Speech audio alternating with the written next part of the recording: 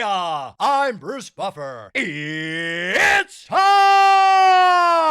for the Anthony Gorgano Show. Live from the Xfinity studio. Well, good morning. Good morning, good morning, good morning. A happy Monday. It's a LeBron Monday. A La Monday. I still can't believe it. Just what a whirlwind weekend, right? That news, that seismic news drops on Friday, and we spent the whole day going, is this real? Like, this is real, man. He's coming here. And it was just a wild weekend. We saw preseason games go through the roof, price-wise, LeBron jerseys selling out, and already the unrequited love that Philadelphia is offering LeBron. And that's, to me, one of the big stories of this whole thing. It's twofold, right? What's the matter? Oh, yeah, he's got the TV's loud. There's two stories to this thing. One, it's the Philadelphia story. And two, it's the basketball and the Sixers, right? But one, it's Philadelphia. And LeBron is never, I mean, you talk about a global mega superstar, right? You know, I'm known.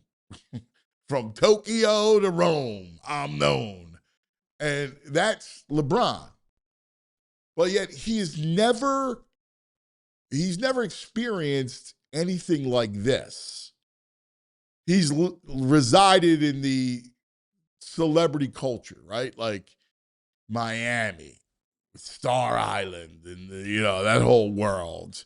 Los Angeles and Hollywood. I mean, I know Cleveland, and Cleveland was his home. This is different.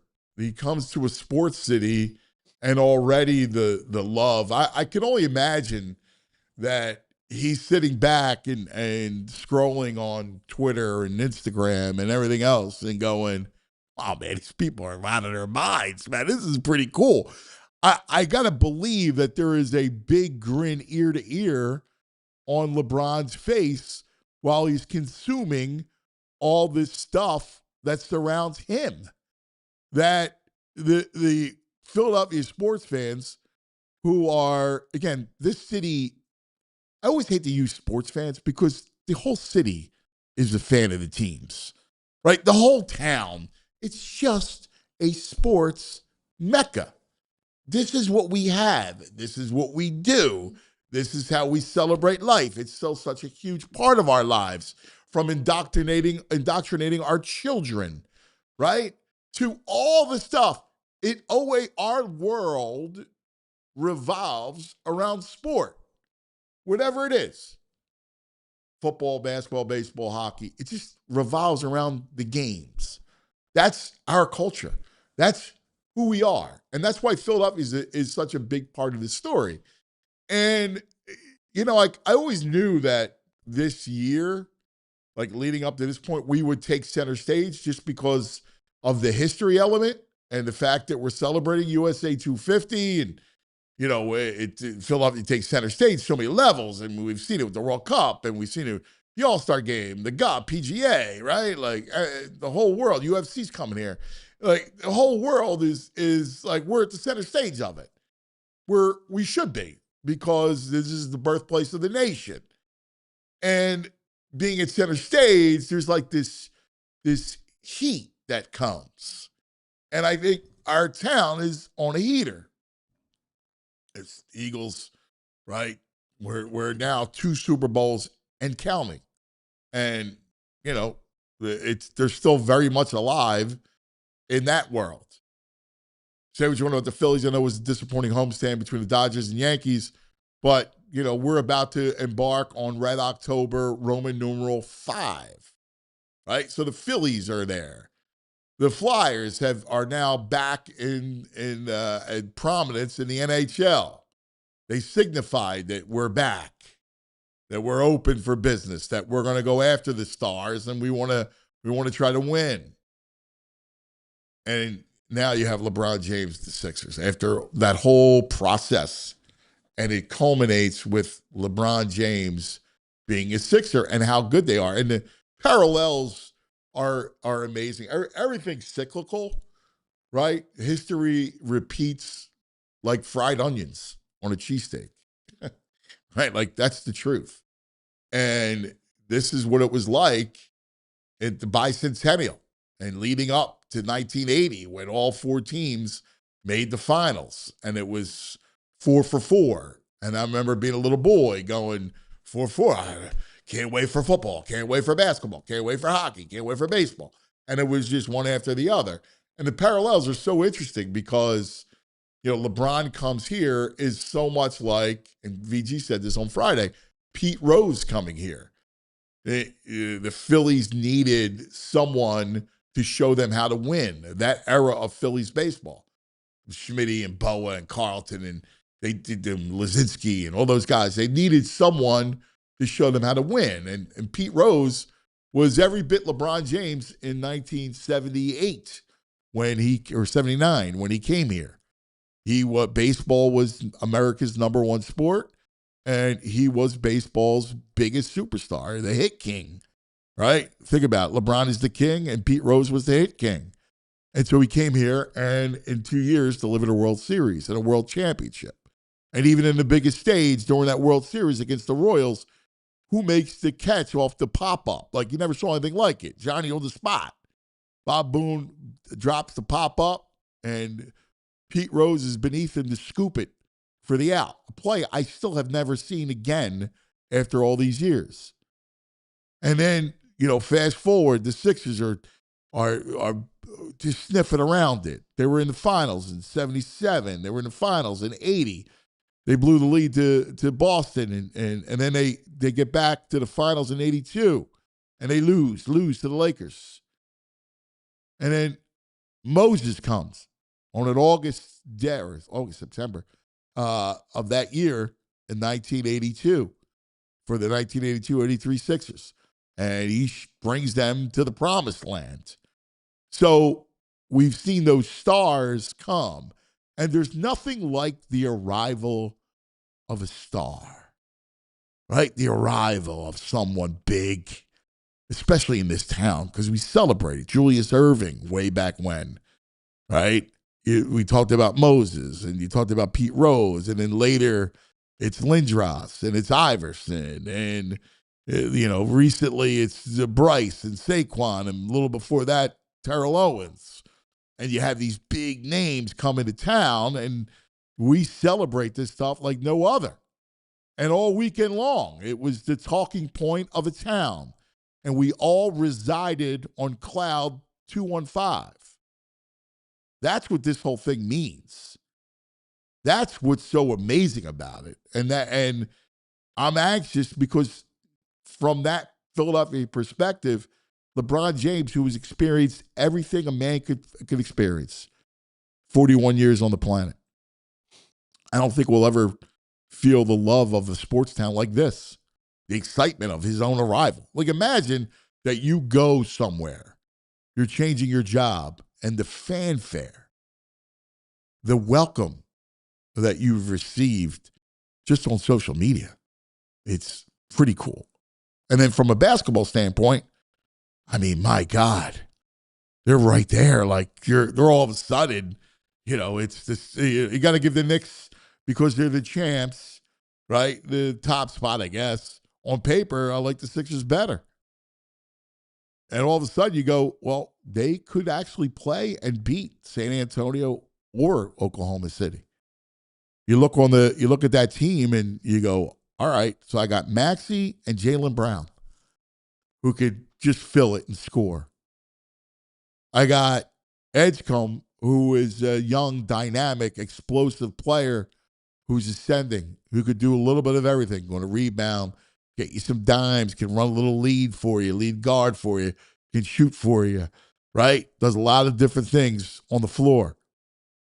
And then you got Embiid. And look, the beauty of the Embiid thing, and I know we've talked about it over and over and over again, you know, you talk to people and they'll tell you he's added muscle and he's healthy in the offseason for the first time. And, you know, he's been quiet, which I really like. The fact that he's been quiet off of social media, like, I'm not going to say anything, look at me, nothing. I'm just going to show up ready to ball.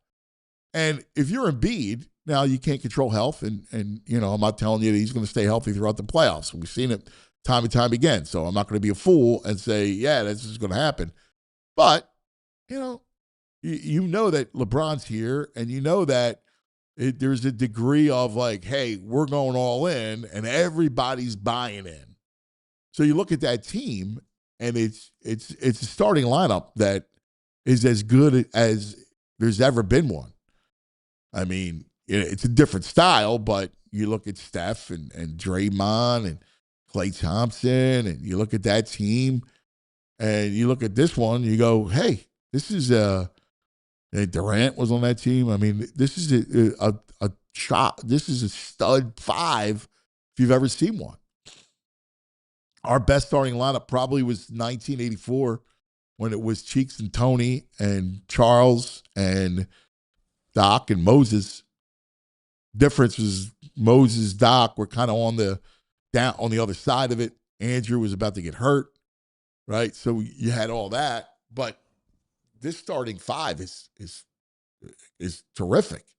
And then you look at what you can bring off the bench with Simons and Philon and Dean Wade, Huck Purdy. Like, all of a sudden, they got some depth pieces too.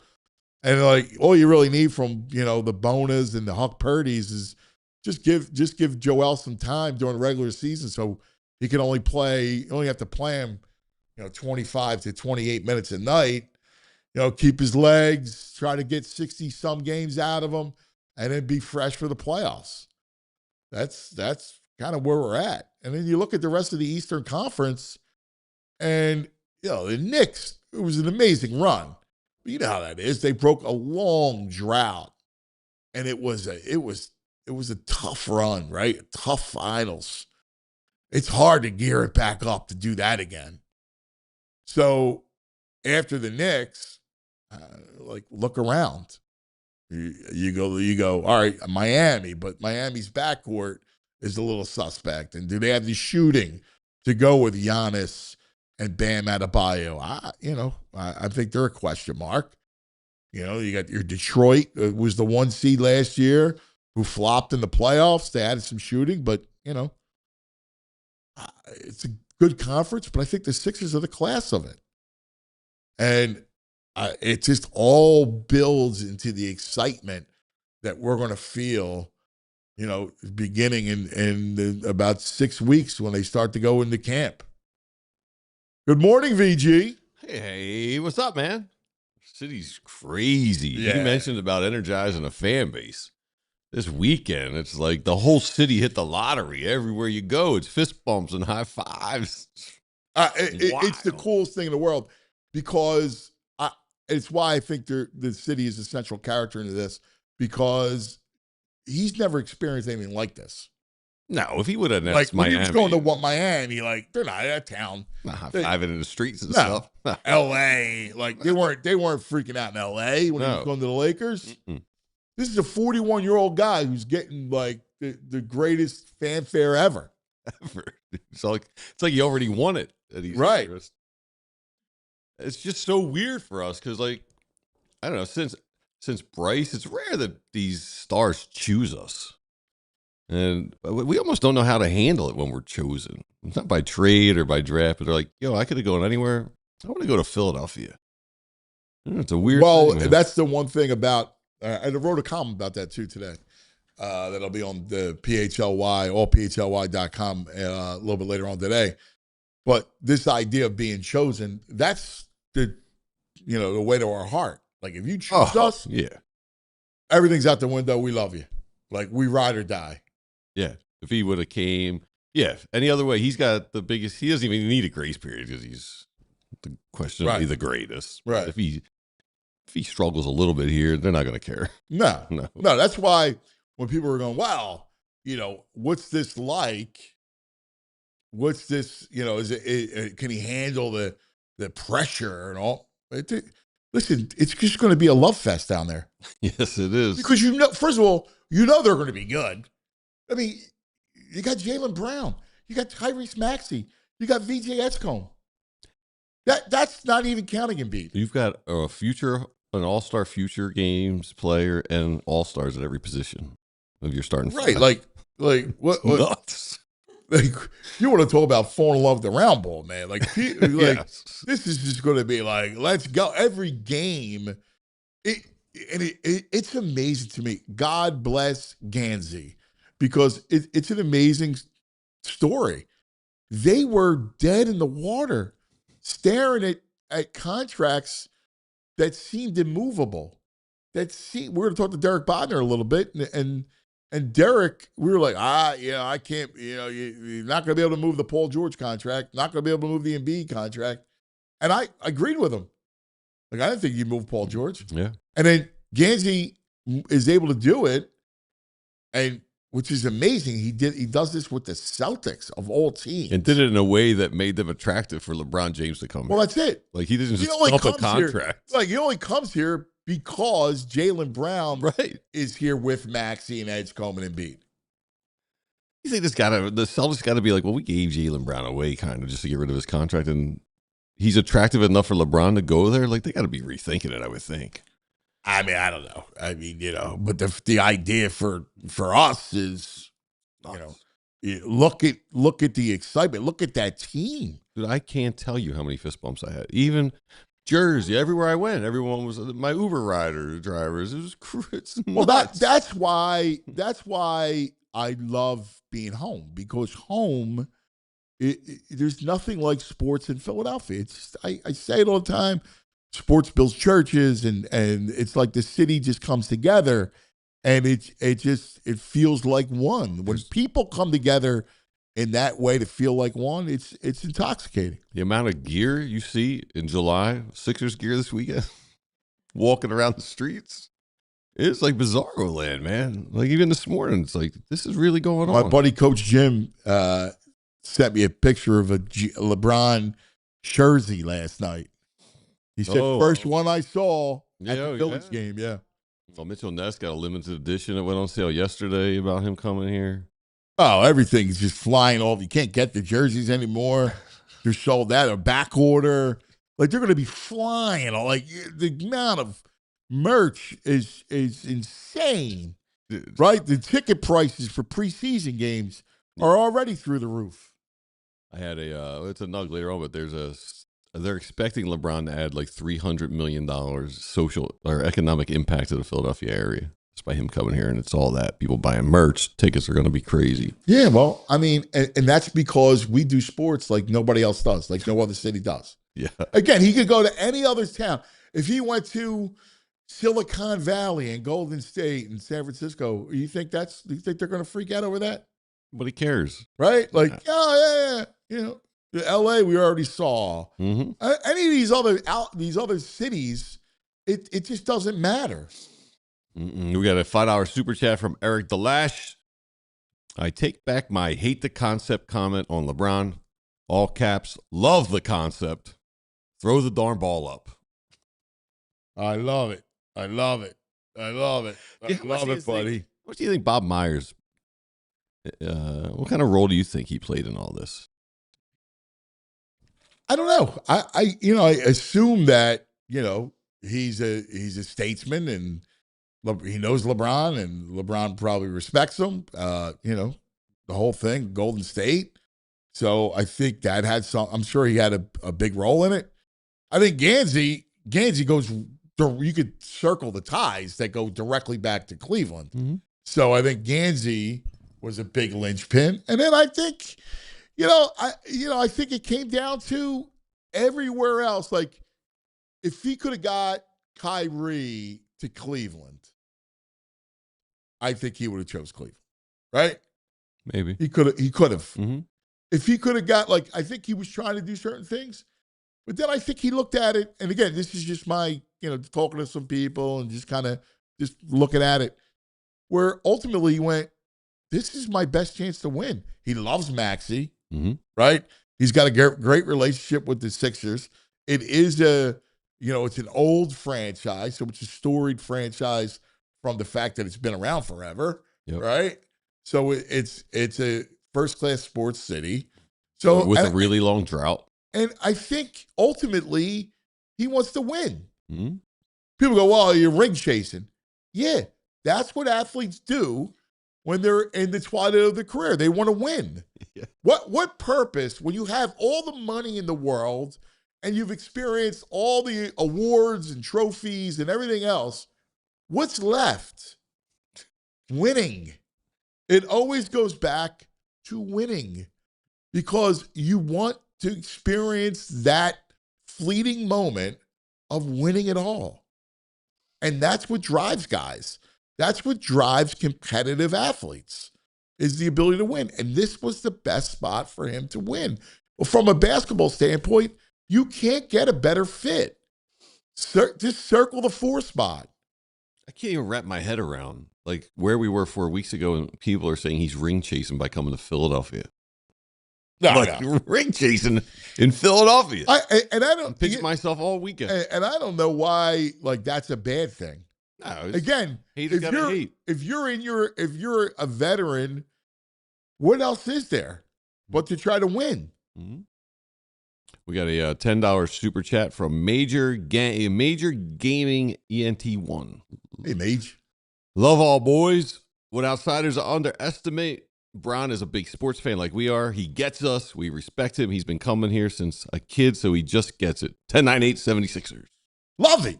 Love it. And he is a big sport. He's a basketball historian, so he knows basketball, Philadelphia's place in basketball history. He knows about Allen. He knows about Kobe, right? Like he understands the landscape, Wilt. Like he understands it all. Like he gets Philadelphia's role in the basketball history. We got a $20 super chat from Jeff from DC. I'm taking full credit for this. I manifested this into existence. I called it. I ordered a LeBron Sixers jersey 2 weeks ago. I sent the receipt to VG on Twitter. He did. I saw the receipt. Jeff! LeBron is a Sixer. Faux, back-to-back baby. Jeff! Jeff! Yes, Jeff! He does. You did it, Jeff! I'm looking at his receipt right now. You did it, Jeffrey! I love it. I love it. Jeff, you did it. Thank God he did it. I'm all about manifestation. We need to manifest as a group. And it's just like, I'm just still so overwhelmed about the energy that he's brought to the city. It was it felt like after we won the Super Bowl a couple of days after that. That's what it feels like walking around town and everything. Just out of my head. Well, I mean, come on, let's be real here. I heard people just screaming LeBron's name out of cars and stuff. LeBron! Dude, it is. That's why this whole thing's the greatest, man. It is the greatest. How about this? So my man Donald Conway, listening to you guys and sitting on the porch at the shore, Sixers jersey on, coffee never tasted better. Right? He's making even the coffee taste better. Right? Like, imagine Xfinity. Imagine that. All right? Like, amazing. All right. Lots to get to. Let's go. A bunch of things we got to do. Number one, Derek Bodner, the all PHLY Sixer crew of Derek and Devon and Kyle. Kyle called in from France. Saw that. Like, just wild stuff. Like, it's pretty awesome. So we're going to talk to Derek coming up and dive into the fanfare. Murph will join us at 10:05 to get into a little Murph. We have camp this week. What? So we have football training camp. Football. EJ will join us 11:05, and we got to talk some Phillies with Corey at 11:35. after just as you tell me, they salvaged last night. you tell me we got to talk Phillies, and someone sent me it's an email for a flyer for Philly Cringe Fest. I'm looking at it just as you mentioned the Phillies. You said Phillies Cringe Fest? Cringe Fest is an event coming up, and the Phillies made me cringe most of the weekend. They did. They at least they won last night. Yeah. I mean, it was weird, right? They blew the doors off the Yankees. I told you the one game was a lock. Yeah, you did. Was Sunday night Mm-hmm. I knew they would hit Warren. I thought they would struggle against the left weathers on Saturday. And Schlittler is nasty, and he dominated them on Friday. I knew they would win last night, but even in the win, Turner makes an error. Another he one stinks in the field, and it was crazy. And Sanchez ran into a little trouble. I mean, he got you through it, but yeah. He did not look comfortable. So the numbers on Bryce against left-handed pitching are brutal. Yeah, I mean, if he's not going to be able to get it together versus left-handed pitching, they're going to strugh. Yeah, because Marsh is going to come down to earth against lefties. No, he's platooning now. You're not even going to see lefties, right? And they just have nobody else. So, Philly Rick, $10 super chat. Anthony, VG, and myself. This is for us, all of us. June parade is what I've been living for. June parade. Wow. I remember cutting school, going to the Sixers parade in 1983. Yeah. Cutting grade school. I'm surprised they didn't give you off back then. Give us off back then. No. The Catholic schools are tough. Anyway, awesome stuff. It's just incredible. We're going to be on Cloud 215 for the time being. Someone mentioned Tasty Cake Dom. Can we get him? Can he video chat from his phone, Dom? Yeah, he's the man. I mean, if anyone needs to be celebrating this, he's been on his own cloud. Yeah. 70 wins, yeah. 70 wins. I go, yes, Tom, you're right. Never wavered. Never wavered. Loves the squad. This is awesome stuff.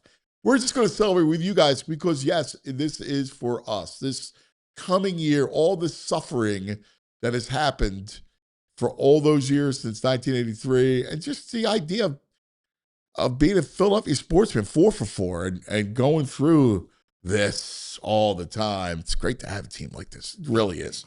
All right, lots to get to.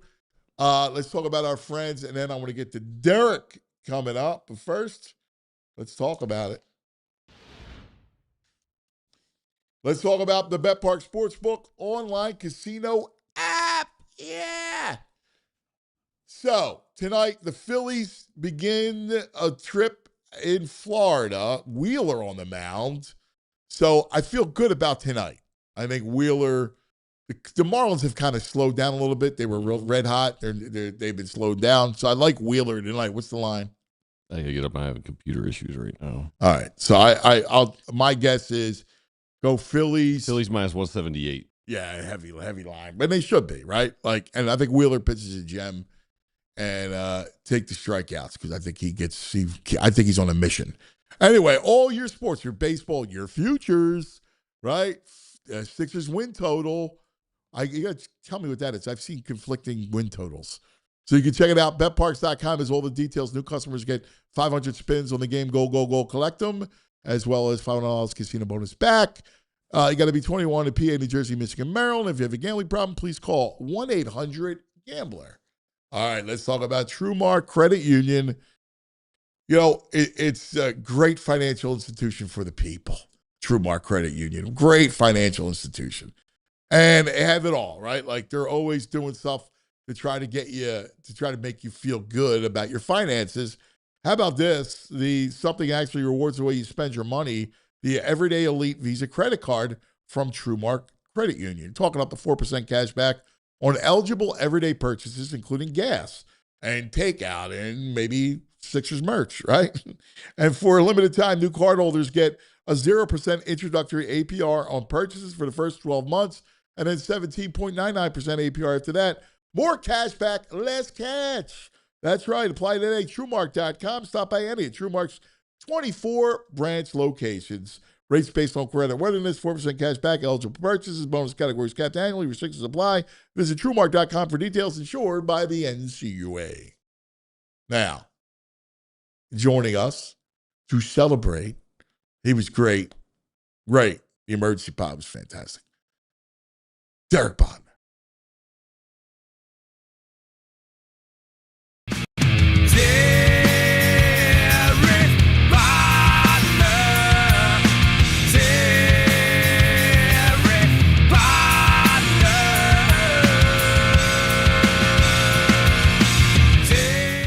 That's right. What's the buzz with Derek?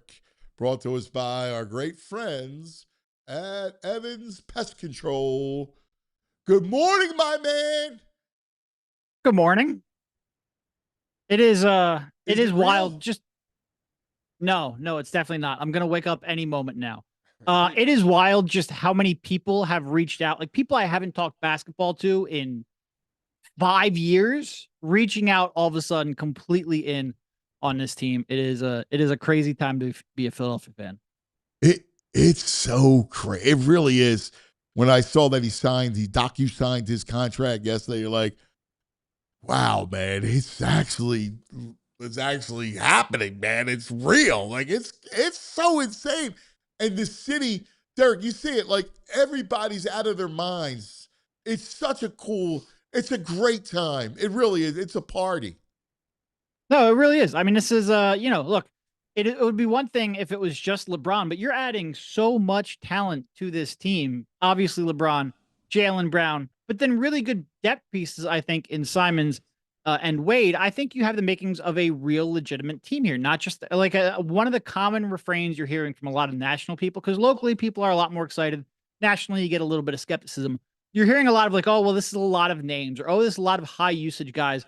I think they've got a team that really fits, especially with a lot of the role players that they have added. Look, I think you got LeBron James, even 41-year-old LeBron James, on a minimum contract. He's going to walk in here, be the best passer on the team by a mile. He's going to improve your transition game. He's going to make Maxi's life easier. He's going to make Jaylen Brown's life easier and B's life easier. It is such an incredible. It's just he's gonna. I'm all at a loss for words. He's speechless. To be able to get that kind of talent and productivity and creativity on a minimum contract, it's absolutely unheard of. And one of the things I've really been concerned about with this team is a lack of playmaking and high level decision making. You've got one of the best to ever do it in that regard, and I'm very excited to see how it plays out. You know what's funny? Somebody I did a bunch of I must have did 5 ESPN shows, 2 Fox shows, and the question was like, well, end of the game, who has the ball? I go, who takes the shot? I go, whoever LeBron passes it to takes the shot. Right. Because he'll have the ball in his hands. Do you remember that there was that stretch last year with the Lakers where they played really good ball during a period, and it was he was the facilitator. He was making it. Luka was like off ball, and he was making it happen. It's the perfect role for him with his team. No, and that really is, because look, he's going to improve the team in so many different ways, including like transition play, which is wild to say. About a 41-year-old is going to help your fast break, but he's absolutely going to do that. He still gets up and down the floor pretty well, and he's a great passer in transition. Like he can still score a lot. Obviously, average almost 21 per game. 3-point shot has been up and down. Last year was a down year. Before that, he was shooting ball pretty well from the perimeter. He's going to give you a lot in the mid post. You can run some offense through him there. But really, it is about the passing and the creativity. And there are very few players who manipulate a game like LeBron manipulates a game. And between his ability to draw double teams, the timing on his passes, the court vision, he is going to make everyone's life better. And I'm really, really excited to see his pairing with Tyrese Maxey. Because look, we've talked a lot about over the last couple of years that Maxey, he was a very high volume off ball player when James Harden was here. That completely flipped when Harden left, and he had to run a lot of the offense, especially when Embiid was out. He was getting double and triple teamed and blitzed on the perimeter. All of a sudden, you've got one of the best passers in the history of the sport to create shots for him. I think you're going to see a lot of LeBron Maxey pick and rolls, with Maxey both as the ball handler and a screener. You're going to see Maxey a lot off ball. You're going to see Maxey even cutting to the rim because people are overplaying, trying to deny the kick out pass. This, I think, is going to be, Maxey might not score 28, 29, 30 points per game. He might score significantly less, like 22, 23, 24. But I think his shots are going to come a lot easier. He's going to have a lot more energy, and he's just going to be a lot more efficient. And I think Maxey is probably the biggest beneficiary I'm just Yeah, you're right. And because think about the spacing. What I geek out about is the spacing on the floor, because Jaylen Brown's a spacer, Maxey's a spacer, right? Like they create their spaces. Then whatever B gives you, right? You got LeBron and you got VJ, who does a little bit of everything and is an ascending player on so many levels. Like, that's pretty wild. And then, like you point out, the depth pieces with Simons off the bench. I think Philon's going to be good as a kind of a lead guard off the bench. Like, they got so much. I keep looking at the spacing and I'm like, man, their offense should be really good. No, it really should. And like you mentioned, Maxey has been, like, we're talking guy who shoots like 43, 44, 45% off catch and shoot threes. Simons is an elite off-ball shooter as well. Wade will at least make shots. Like VJ was shooting, I think, 38, 39% off catch and shoot threes. Much better as a catch and shoot player than off the dribble shooter. You've got some guys who are going to benefit truly a ton. And it is just one of those things where, like I said, I think a lot of people are focusing on the fact that you have 4 players who really are capable of creating with the ball in their hands. But you also have a lot of players like Maxey, to me, is one of the glue guys that really makes this whole thing fit, because he is elite both on ball and off ball. And one of the few guys who can really impact the game in both of those roles.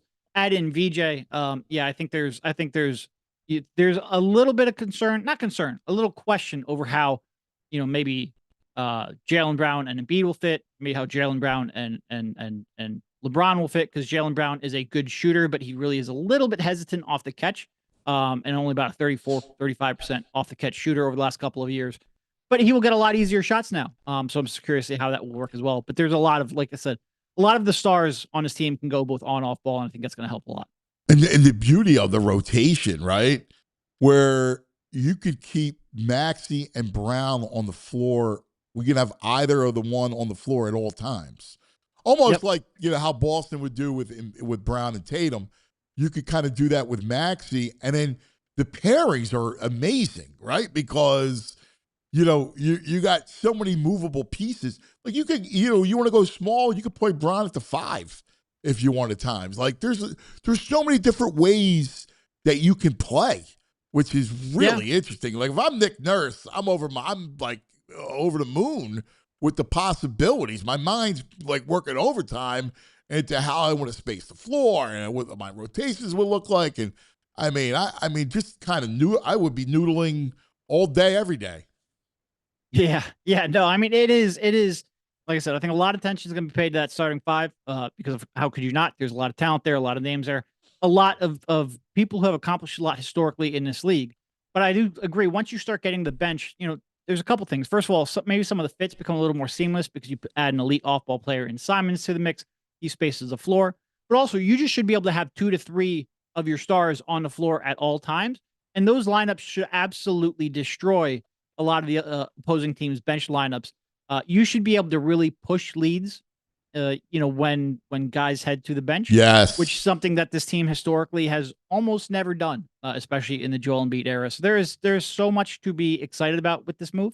I think it's real easy to kind of take the contrarian take of like, let me find ways for why this isn't going to work, because 29 out of 30 teams go home disappointed at the end of the year. It is very tough to win in this league, but you should be able to get amped up about the greatest player of all time joining the Philadelphia 76ers and choosing to do so. And I think it's a real, that's a real interesting part of this whole story. Like, it would be one thing if, he went back there because it was his hometown, or he went back there because he had familiarity with the team or the organization or Pat Riley. He chose Philly for not purely basketball reasons because of the Max connection, but almost purely basketball reasons. Like, Philly isn't in the conversation if he doesn't think that is the best place to win a title. Having somebody like that give you that level of confidence and belief in the team, that is exciting in and of itself. So this is really a monumental day. It's kind of funny that this almost gets more fanfare than Jaylen Brown acquisition, when Brown could be here for 3 to 5 years and be a fixture of the team. But it's LeBron freaking James, so you completely understand it. And he really does add an element to this team that I think was sorely lacking. Yeah, a couple aspects off the LeBron choosing Philadelphia. One, the choice to come here. How we are, right? Like, if a star, somebody chooses to come here, Yeah, pick me, we're pick in me, pick me. love, right? Yep. Like, it's just, it's the nature of the city, right? Like, there are so many more flashier cities. There, the star culture, the celebrity culture. That's not us. We're a flat out sports culture city. We've always been. That's who we are. And I think we're going to this city will give LeBron something he's never experienced before, which is like this kind of fanfare. He didn't get this fanfare in Miami. He didn't get this fanfare in LA. Cleveland's his home, which makes it different. But the fanfare that he's getting here is nothing like he's ever experienced. Yeah. And on the one hand, I almost feel like, Philly is maybe the biggest quote unquote risk of the choices he could have made, right? Because he already, like, his legacy is cemented in Cleveland. Hometown kid, won the title. Cemented in Miami, won 2 titles there. You go back there, even if you don't get all the way to the finals or win a championship, they're still going to love you because you've had that shared success in the past. Philly is championship star, and they've been deprived for 43 years at this point. Not that they won't love him regardless of what happens, but there's probably a little more pressure to produce and deliver at least a conference championship, if not a title here, than there would have been in any of the other stops. And I give him a lot of credit for embracing that, because there's also a lot more reward. Like, Philly fans have been suffering for 43 years, and over the last 10 have not had the kind of playoff success that you had hoped and expected. So if you get them over the hump, you will be revered here in another city, whereas you were already revered in Cleveland and Miami. So this is a chance to, like I said, just build the legacy. Only player who would win a title at 4 stops. It would be a truly remarkable ending to a truly remarkable career. And here's the thing. The fact that people are saying, well, he's ring chasing. Well, when you have everything and you've accomplished everything, right, and like, what else is there to do? The sport is to win a ring. Right. Like, I don't understand that. Like, if you're a veteran, you got all the money in the world, you've had all the accomplishment, all the trophies, why are you doing it? You're doing it because you want to win. Tom Brady came back and moved teams because he wanted to win. And he did. You want to win. It would be funny if he had chased a contract. People yell at him for not caring about winning and chasing a contract. And ring chasing might hold more merit if you're like Karl Malone, right? And you'd never want a ring in your life, and you're chasing a ring. Okay, maybe that could look poorly on your legacy. He's led 3 different franchises to 4 championships. Everywhere he goes, he instantly builds a winner. It's not like he has to pick a stacked team to win a title. So yeah, that holds absolutely no water in my mind. No, and there's all the concept. Well, he always goes to stacked teams. Like, well, what are we talking about? Like listen, you got to win. I don't care how stacked you are, what you got. You got to win. And also, the guy, Cleveland early in his career was very much not a stacked team. He took Boobie Miles to a championship. So I don't want to hear that. Yes. Who's the kook who took his shirt off? Was that JR? Are you talking JR? I forgot JR. JR was out of his mind. He wanted the championship with JR. Yeah. Yeah. I mean, like think about what he's done. And again, it's so cool here because it reminds VG brought up Pete Rose on Friday, and it's exactly the same scenario where the Phillies were at their height and they need someone to show them how to win. And they couldn't win. And then Pete comes in, and Pete was every bit LeBron James back then, like baseball's #1, and Pete Rose was the hit king. And he comes in and in 2 years delivers a championship. And it's kind of reminds me of that, because it reminds me of this pathway where he's going to show you how to win. Embiid is the most fascinating piece of this puzzle, just because if he is any kind of healthy for however how long he is, what could that look like? If he's, like you heard, like he's never, first off season that he's completely healthy. All right, well, what's that going to look like? Which is pretty wild. And by the way, that healthy offseason included an appendectomy, like 4 months ago. So, even still, that's there's an asterisk involved in there. Yeah, look, I think it'll be fascinating for Embiid, because on the one hand, like where LeBron likes to operate does overlap a little bit with where Embiid likes to operate. There's a little bit of fit questions in that regard. But on the other hand, Joel now has a teammate and a team where he doesn't have to try to carry everything offensively. He doesn't have to, he can take a day off, a game off, and be confident they're going to compete and win. And, you're now 2 years removed from the injury, second year with Dr. Glashow. You saw a lot of success with Kawhi, working with the same doctor in his second year back. Can you get him a little more available, a little more maybe mobile defensively if he's not asked to shoulder the entire load on offense? I think it's going to be fascinating to see how he responds to this and how he responds to the overall team that they have built, because it is a very different one than the one that he has operated in pretty much his whole career. And it would be great for a late career resurgence. This might be exactly what he needs. So I got to bring this up because, greed is good. Draymond Green, what do you think the chances are of that happening? It seems unlikely to me, but I think I would have said Jaylen Brown for a pick and a swap is very unlikely. I would have said LeBron James picking the Sixers is very unlikely. So again, I know nothing. Don't listen to me. It just seems to me like him going back to Golden State is still what is going to end up happening. Yeah, I agree. Except like you, if everything like that happened, then who knows, right? Like, because the one thing, who was I talking? I was on one of those ESPN things. We were talking about like what you go with. They said, well, what's the Sixers' weakness right now? And I was like, well, bigs, right? Rebounding is going to be their biggest weakness. Is sweeping the glass and protecting the rim is probably their biggest weakness. And Draymond at least gives you another one of those rebounders if he can. Yeah. No, I mean, look, whenever you add LeBron, all of a sudden a bunch of, late career stars become interested. It just, like I said, I would be surprised if he left. What's ahead for Nick Nurse? Because this is fascinating. Like, he's a fascinating piece of this. Like, it's like you went from being hamstrung like 2 years ago. You had nobody, right? Guys getting hurt. You had to play the season out with Quentin Grimes. To last year, and now all of a sudden they go, here you go, Nick. Look at this roster. Make it work.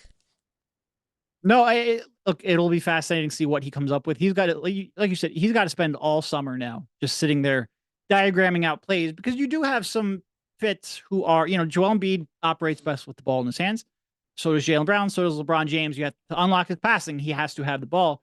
So how you diagram everything out is going to be very important, both to get the most out. Because I do think if I have one concern besides the rebounding, defensively, this team, and especially the starting lineup, can struggle if Embiid doesn't rebound quite a bit. So you're going to have to be a top 3 to 5 offense if you really have a chance. There's not a ton of margin for error. I fully expect Six to have a very good offense. They need to be great in order to be great. Nick's got to be at the top of his game. And I certainly think they can do that. But yeah, there's probably more pressure on him than anyone else in this organization right now. He's got the pieces. He has to deliver. And he also has to keep everybody happy, which I don't think is necessarily going to be a problem, but it's always something you have to keep in the back of your mind. And probably, luckily, enough players are going to miss enough games where you're going to have, maybe Jaylen Brown's not the number one option every night, but he's going to be the number one option a good chunk of nights. So that will help keep everybody happy as well. You touched on something that I was talking about over the weekend. They are going to be a blast to watch from a scoring standpoint, right? Like, they're going to be a devastating scoring team. Like, you're right. Like, their own weakness is defense.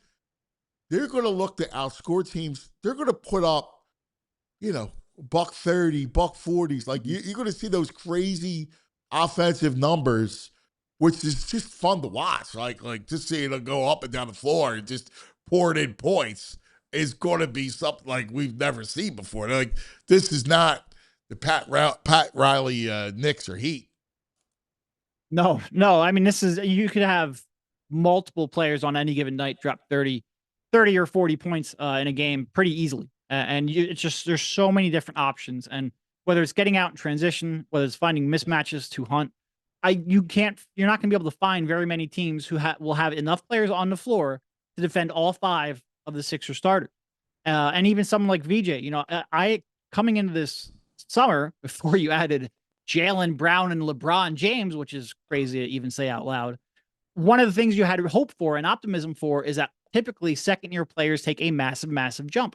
And VJ, he's probably not going to have a huge statistical jump this year. In fact, he might score fewer points, have fewer assists. He's just going to have the ball less, but he could still improve his talent level and skill level to the point where he can take over games when you need to. So there's just going to be so many different, like I said, there's no team in the league that's going to have 5 defenders that can defend all of Tyrese Maxey, VJ Edgecombe, Jaylen Brown, LeBron James, Joel Embiid at the same time. Just not going to happen. So I'm really, this should be incredible to watch. It really should. Is it Nick Nurse proof? Can he screw this up? Well, I mean, look, like I said, the bar to winning a title is always like, it's tough. Like there's not a whole lot of margin for error. So I think anyone can screw it up, but obviously Nick, having won a title, he has also proven that with the right talent, he can win it as well. So yeah, I think, look, he has probably more pressure on him than anyone else in the organization right now. And we'll see if he's up for the task. What have you heard about, the presser and everything else? No, I haven't heard officially yet. There was some word even before LeBron picked the team that LeBron wasn't going to have a presser. Obviously Jaylen Brown has been doing some traveling since the trade, so we will see. But no, there has been no word on a presser yet. How about that opening presser? Like, if you're Mike Gansey, just have a presser so you can take a victory lap. Like, come on. I know. I mean, they're going to plan something big, or is it going to be a regular? Brian Colangelo would have had like 6 press conferences at this point. He'd still be taking a victory lap.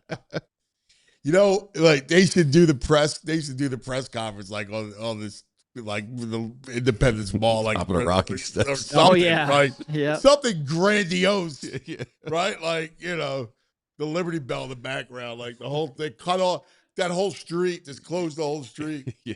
And it's going to be unbelievable because you're right. Like all of a sudden, Jaylen Brown is kind of an afterthought, like, which is unbelievable. Well, just here, when you say Jaylen Brown and LeBron James are 76ers, like from where we were last month, it makes no sense.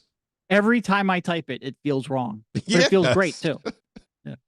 Gansey, man, he is unbelievable. Like, how we put these pieces together, it's just incredible because one begets the other, right? Like Jaylen Brown begets LeBron and all that stuff, the bench pieces. Like it felt like there was so much thought, it felt like there was a vision. And look, I'm not taking shots at Morey, but it felt like Morey's plan was like, I'll get my stars, then I'll just fill in the roster, start signing guys, and hey, Kyle Lowry, you still playing? Just come here. And it felt very much like not a plan, where Gansey's, everything seems to fit. Yeah. I mean, I do certainly think at the beginning of Morey's tenure, like the Danny Green and Seth Curry era, when he felt like he had 3 stars to build around, there was a little more thought, I think, put into the role players and how they fit. The last 2 years or so, really after Harden left, it felt like they got a little off track. Regardless, the major point is that, yes, I think Gansey has put some thought into how the role players fit. And I'm very curious to see, you brought it up earlier, just the overall pairings and what lineup combinations Nick goes to when they start heading to the bench, because I think they have a lot of options in front of them. It was funny. I had legs on when we were talking about Jaylen Brown, right?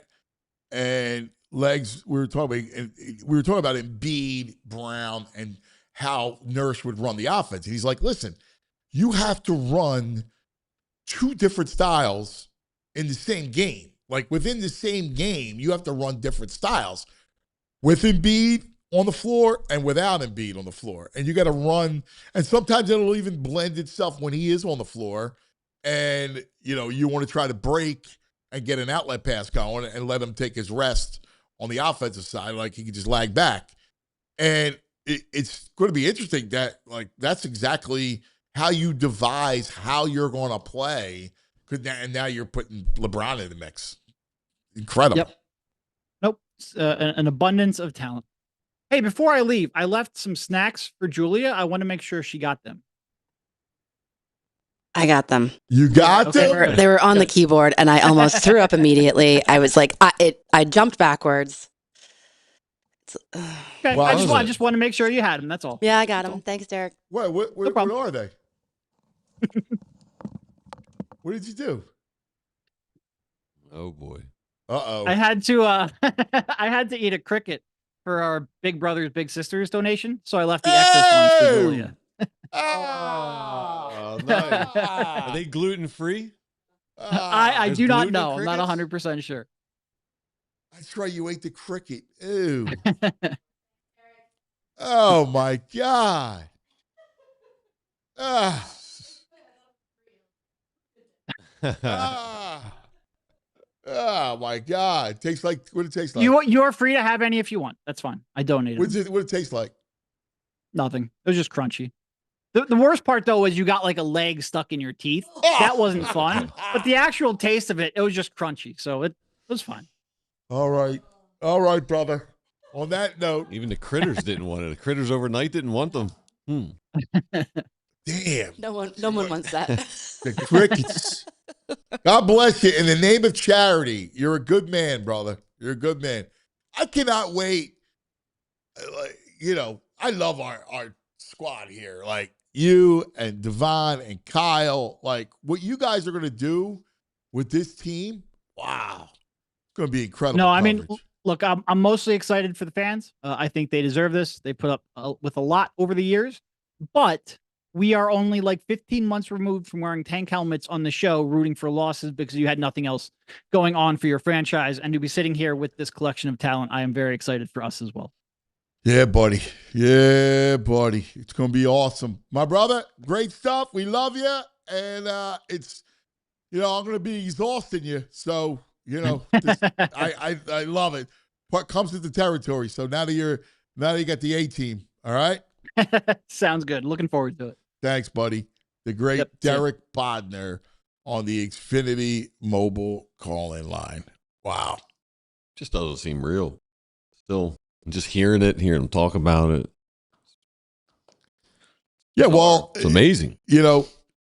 What's amazing is the idea of where this team, the road of the process. Like the process ends with LeBron James. Like what? So I texted last night. I was like, let me take a shot. It didn't work. Yeah. But I said, let me text Hinkie. Mm. So I texted Hinkie, and I go, I just want to send me 2 sentences. I wanted to put it in the column I wrote, but I was like, send me 2 sentences. Like, what are you feeling? Like, what do you think when you see this? Yeah. Because this whole thing began with you. Nothing? Text me. Nah, crickets. Damn. Crickets. Come on, Hinkie. Not the type that he ate. Mm-hmm. You know what I mean? Mm-hmm.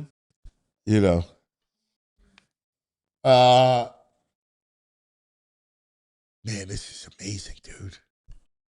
You haven't even mentioned football once.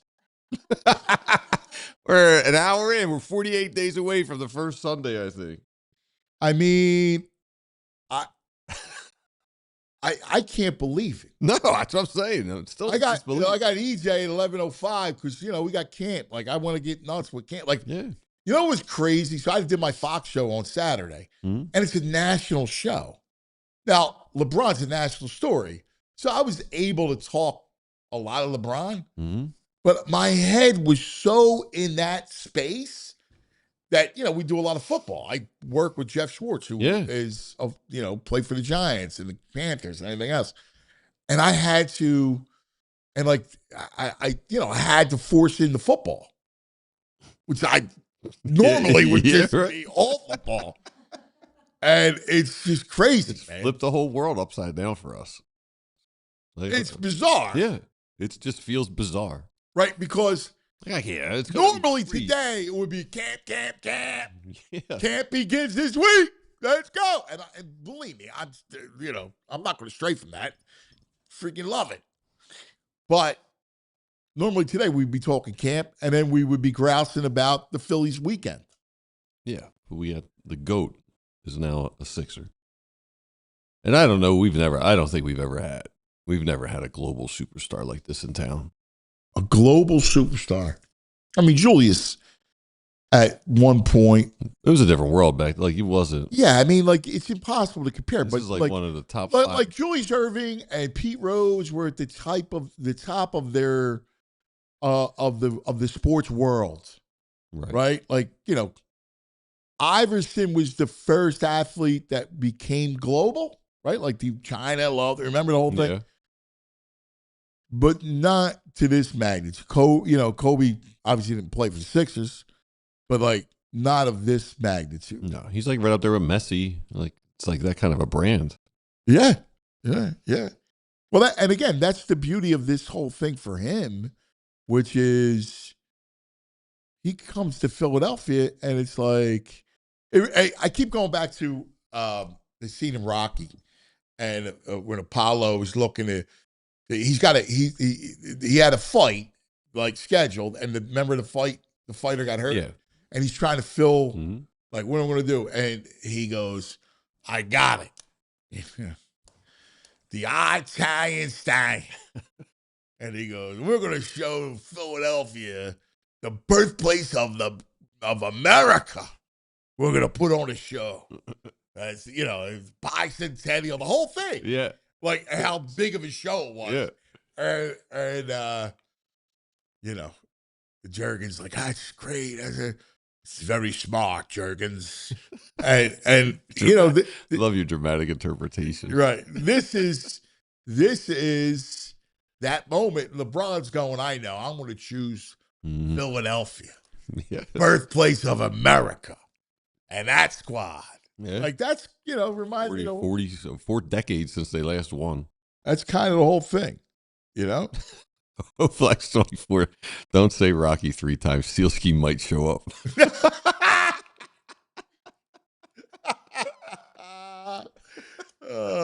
Mike will be here on Wednesday. Oh, this is great. This is so much fun. It's so great sharing with you guys. Look, tomorrow, I would love to do this with you guys. Like, email, chat, anybody that wants to be on the show. Yeah. Tomorrow, I would love to do, you could do video or just audio if you want. You don't want to go on camera, it's fine. But email Julia at allphly.com. All right? Email Jules. It's Julia at allphly.com, and tell her you want to be on the show. And I love to talk to you about it. We would love it, man. This is shit. Because the one thing, I would be going nuts if I was back on the radio where people were used to calling. I mean, I could just see the phone lines just blinking. Every line lit. LeBron. Right? Like, I could just see it. And one after the other. Oh, I would love to do that. So we could do that here. And we could do it even better here because we have the video technology. So would love to be able to do that with you guys. So please email Julia at allphly.com. And it's simple. I mean, we've all done the Zoom stuff ever since the pandemic. It's simple. You get the link, pop in. Yeah, and with a lot, and you could just do audio if you're in a car or whatever. I don't care, but I want you to do it. And if a lot of people like to catch up later on the podcast. So if you're catching up later, it's later today. Email Julia, all right, and then she'll set it all up for tomorrow. We'll try to get as many. Or email a reaction if you can't get in. If you listen later and it doesn't work for you, send us a video recording from your phone. Bitch and complain line. Yeah. Which I love to bring back the bitch and complain line. That was fun. Which will now be the love and celebrate line. Gush and glee line. You want to talk about the love line? That's the love line, baby. So any of that stuff. You want to join the show live tomorrow or any day, but tomorrow I really want to get the pulse of the city. Sammy says he wants an Uncle Frank reaction by tomorrow. There you go, Uncle Frank. You're getting requests. You all right? Uncle Frank could be on the show tomorrow. So you got it. Don't meander when you're on, but you'll definitely be on. Lots to do. Murph is going to join us a little bit later on. We will talk camp with EJ. and Corey and everybody else. We'll get to it all. But first, how about a word from our friends? Is it me, or does summer always make you want to switch things up around the house? Maybe finally replace that old couch you've been talking about, or give the bedroom a little refresh? Well, Ashley's summer savings event is the perfect excuse to do it. Right now, you'll find stylish furniture starting at just $399. And for a limited time, you can pay no interest in 5 full years, 0 interest. So whether you're updating one room or the whole house, now's the time to make it happen. Upgrade your space, enjoy those summer vibes, and shop Ashley's summer savings event in store or at ashley.com. You know it's officially summer when Hoagie Fest comes back to Wawa. I got to ask you, what's your Wawa order? Mine, I'm going classic Italian. I love my Wawa hoagies. Hoagie Fest is back this year, bringing even more value to the table. Right now, you get a shorty hoagie, wrap, or chicken sandwich, plus a bag of Hers chips and a small fountain drink for $6. You're extra hungry? It's only $8 for a classic meal. Whether you're grabbing lunch between meetings, fueling up before a game, or making a quick stop on a summer road trip, it's an easy, delicious meal at a great price. I love it. We stop on the way to baseball. Hoagie Fest, fuel up after, between games. Big flavor, great value, same Hoagie Fest energy we all know and love. But it's only here for a limited time, so get it while you can. Hoagie Fest is back at Wawa. Gotta have Wawa. Is it me, or does summer always make you want to switch things up around the house? Maybe finally replace that old couch you've been talking about, or give the bedroom a little refresh? Well, Ashley's summer savings event is the perfect excuse to do it. Right now, you'll find stylish furniture starting at just $399. And for a limited time, you can pay no interest in 5 full years, 0 interest. So whether you're updating one room or the whole house, now's the time to make it happen. Upgrade your space, enjoy those summer vibes, and shop Ashley's summer savings event in store or at ashley.com. Wow. All right. I do have some football news coming out of North Carolina, Chapel Hill. Bill? University of North Carolina, Chapel Hill has placed Mike Lombardi, general manager for the Carolina football program, on paid administrative leave effective immediately. As is standard procedure with personal matters, leadership, staff, and student athletes are prohibited from addressing the topic further. Wow, what is Lombardi going on down there? Oh, man, this is something. That's weird. Totally weird. Oh, my God. All right, I got this. So,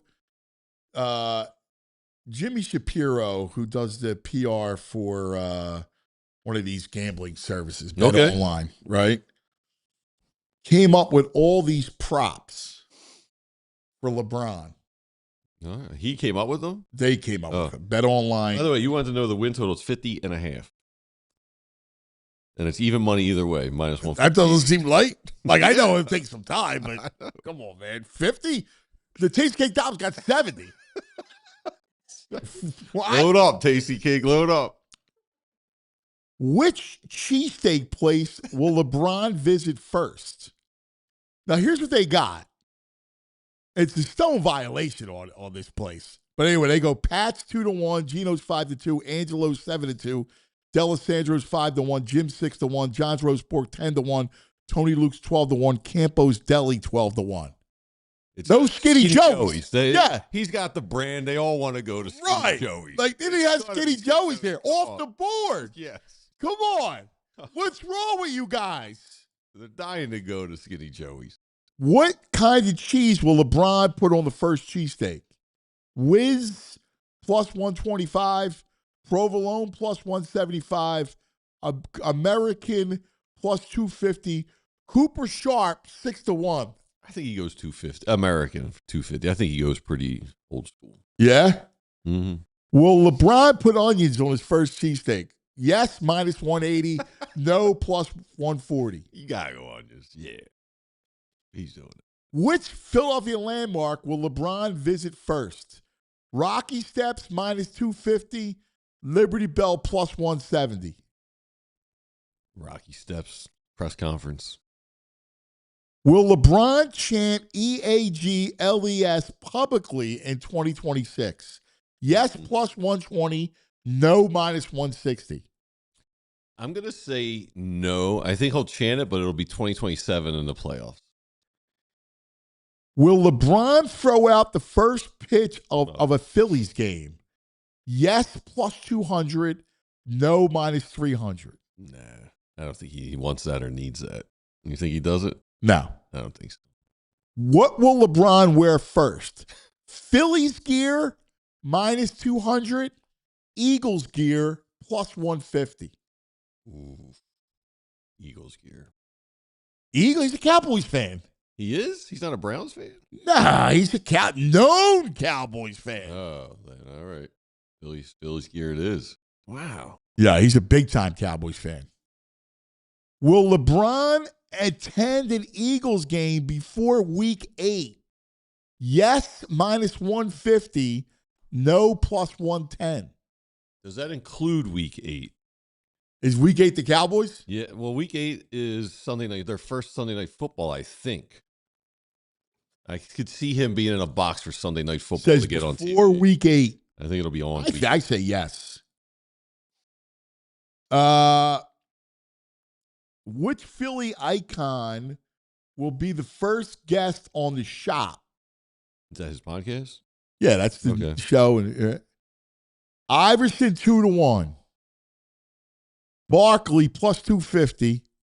Doc 3-1. Kelsey 4-1. Kevin Hart 5-1. Meek 6-1. Bryce 10-1. Gritty 25-1. Oh, Kevin Hart 5-1. Kevin Hart? They do a lot of videos together. Yeah. Well, I mean, that kind of doesn't even. He shouldn't be listed here. All right. Take him off. Who would you have? AI? I say Doc. Julius. Yeah. Julius. All right. Who will lead the Sixers in scoring this season? Tyrese plus 150. Joel 2-1. Jaylen Brown plus 250. LeBron 8-1. VJ 20-1. Jaylen Brown. Jaylen Brown over Tyrese? Mm-hmm. I think so. Who will He shoots a lot, man. Who will get introduced last in the Sixers home games in the starting lineup? It's got to be LeBron James. LeBron's 1-1. Jaylen Brown 2-1. Embiid 4-1. Maxey 8-1. It's easy. That's easy money. Will LeBron's first Sixers press conference include a process reference? Yes, 200. No, plus 150. Yeah, he dropped it 2 times that last podcast thing he was at. He dropped the trust process twice.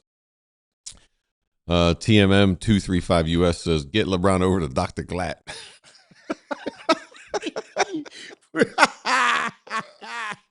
Jaylen Brown, too. He's one of them spray guys, too.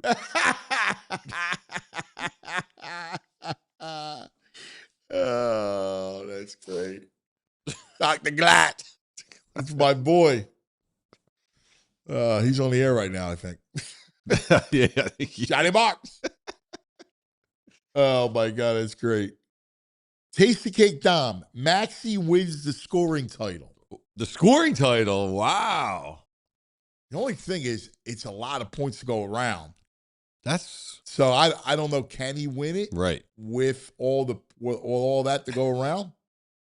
Because everybody's got to eat. Everyone's going to be scoring over. Everyone in the starting 5 will average over 20 points, right? That should be the way. VJ won't. He was at 18 last year? Yeah, he's not going to average 20. You don't think? No. I think he'll average. You think he'll go down? He'll average around the same. Like, yeah, it's just how many shots are you going to get? I don't know, dude. I mean, that's the problem. Like, you got a lot of guys that got to eat. It's going to be a lot of fast-paced transition. Yeah, like, he's going to have, like, put it this way. He'll have a game where he scores 38, right? But I think night in, night out, he's going to be more facilitator, doing little things on the floor, right? Joe 76 says no one averages over 25. No one averages over 25? I mean, I think Maxey can average over 25. I don't know. I don't. It's going to be. Jaylen Brown rarely sees a shot he doesn't like. I think he'll average over 25. Yeah, but again, there's a lot of. He was forced to do that in Boston too, without Tatum. Yeah, I think he enjoyed it. I don't think he struggled playing that role. I'm curious to see how that plays out. I'm curious to see Nick Nurse at these rotations and stuff. Well, the beauty is that you're always ready to go. Mhm. Like you got, like think about how deep the whole thing is. Caldwell Pope's here now. Yeah, KCP. I forgot about him. Come on. I keep forgetting about him. That was another good That's sign. a great depth piece. Right? He like plays lockdown D. You pop a 3 every now and then. Yeah. I don't think they're done. I think more's coming. Janai Broom's going to get traded. They're trying to find someone to take him. I think you're going to get another role player. People want to play with LeBron and they want to play cheap. You think Draymond comes here? I don't know if he would. I don't know if I want him here. You don't want Draymond? I don't think I want that show here. I think we got enough going on. Yeah, Draymond could be too much. Who would you want? I don't even know. Like, would you want it? Pope wasn't even on my radar, so No. I don't even know. What do you think? I don't know. I'm just ready to go. I'm going to get some new merch this week, I think. I never thought, dude, that we would be like this in July. I never thought we'd be willfully and joyously talking Sixers. I can't believe it, dude. I can't believe it. Nah, you were I know. They were like the Drek. We had them at the bottom 4 team in the league. I mean, I don't know how again, that's where they were. Yeah. No, we do not. Jeff Rowe, Anthony, we do not want Ben Simmons. That's the backup center. Oh, my God, Ben Simmons, please. I mean, are you kidding me? This is amazing. All right. And it's like they've always lacked. It's been the losing culture. So now they've injected this with some winners. And I think it's going to have a huge impact on the young kids. Just being around professionals who win, who've won championships, who are MVPs of the championship. I don't think you can't teach that to people like from afar. See them working up close with them. I think it changes the whole trajectory of this franchise. Yeah. For the long term. Trust the process is over, right? Or is this the end of it? Well, this is the end of it. Like the end. Right? You know. I think this is the end of it. I mean, I still think it matters. Right? Yeah. Let's give why I think of this. It's a happy birthday day for someone prominent in Philadelphia sports. Dave Dombrowski. You gotta be kidding Wait, me. he's only 70.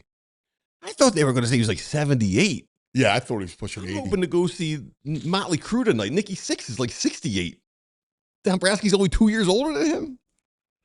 Yeah, He's an old looking 70. Yeah. Just his style, everything. Yeah. There's Ben. Yo, Ben. Let's go. LeBron up. LeBron James, that's right. What are you snacking on? No, I just wanted to know. Oh, a little Chex Mix? Good. No, I don't like to eat. Thanks, buddy. Mm-hmm. Appreciate it. All right, while we wait for DVG $2 super chat, a certain WIP host said it was the worst day ever. What? Yeah. Spike said that? Yes. It was the worst day ever? Yeah, he's totally out on it. Worst day ever. Why? I don't know. I didn't tune in, but I saw people on social media complaining about it. What's there to be out on?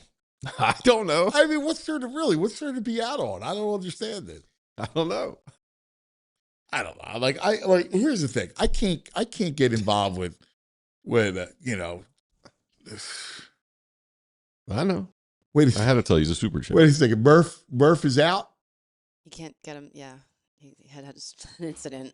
So So Murph was supposed to be on. He can't get himself to. He had a shaving mishap. Wait, that's a real. It's a real text. I thought that was So wait, he Wait had a a minute. shaving mishap, and he Just stick on some toilet paper. He doesn't need to talk with his hands. It's not sign language. He could just hold it on, put some pressure on he it. could do audio, but all right. You have one of those sticks. Uh, Those things you put on it to burn Yeah. so bad, but then it just stops bleeding. Yeah. A shaving First mishap. of all, there's no need to shave for the show. We like you scruffy, Murph. There's no need for that. Yes. Shaving. I'm still blown away. He had his shit. He can't stop bleeding. But like, you know how many times you just go to thing, you know? Right. I just jammed the toilet paper on there. Come on, that'll be funny. That'll be great. Exactly. Yeah, give us something to work with, Murph. I'll try. What's that? I'll try. I'll try to. Come Well, on. no, Murph. don't. All right, you can do audio. If not, just Farts Joan calling him out of violation. I agree. If not, just we can move EJ up and figure it out. All right. Spoiler alert from Randy. Spoiler alert, it's not a face shaving mishap, VG.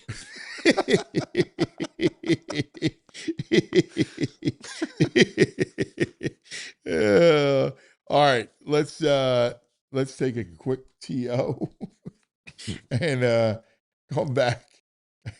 We will maybe not have Murph for today. Shaving mishap. Like, that's nuts. Come on, man. What's he doing shaving for the show? All right, let's let's take a quick TO. Let's talk about the BetPark Sportsbook online casino app. Did you get the computer ready? Yeah. Where are the Phillies tonight? So the Phillies minus 170. Refresh. all right, give like me 176. I think. 176. Give me Wheeler's strikeouts. Like, that's what I want. That's what I want. I want Wheeler's strikeouts because 7.5. 7.5. Yes. He's had 10 or 9 or 10 the last 3. I mean, the Marlins don't strike out as much as they used to, but I think Wheeler's on a mission. Yes. Now, did you see? Well, we'll get into this. Mizorowski yesterday.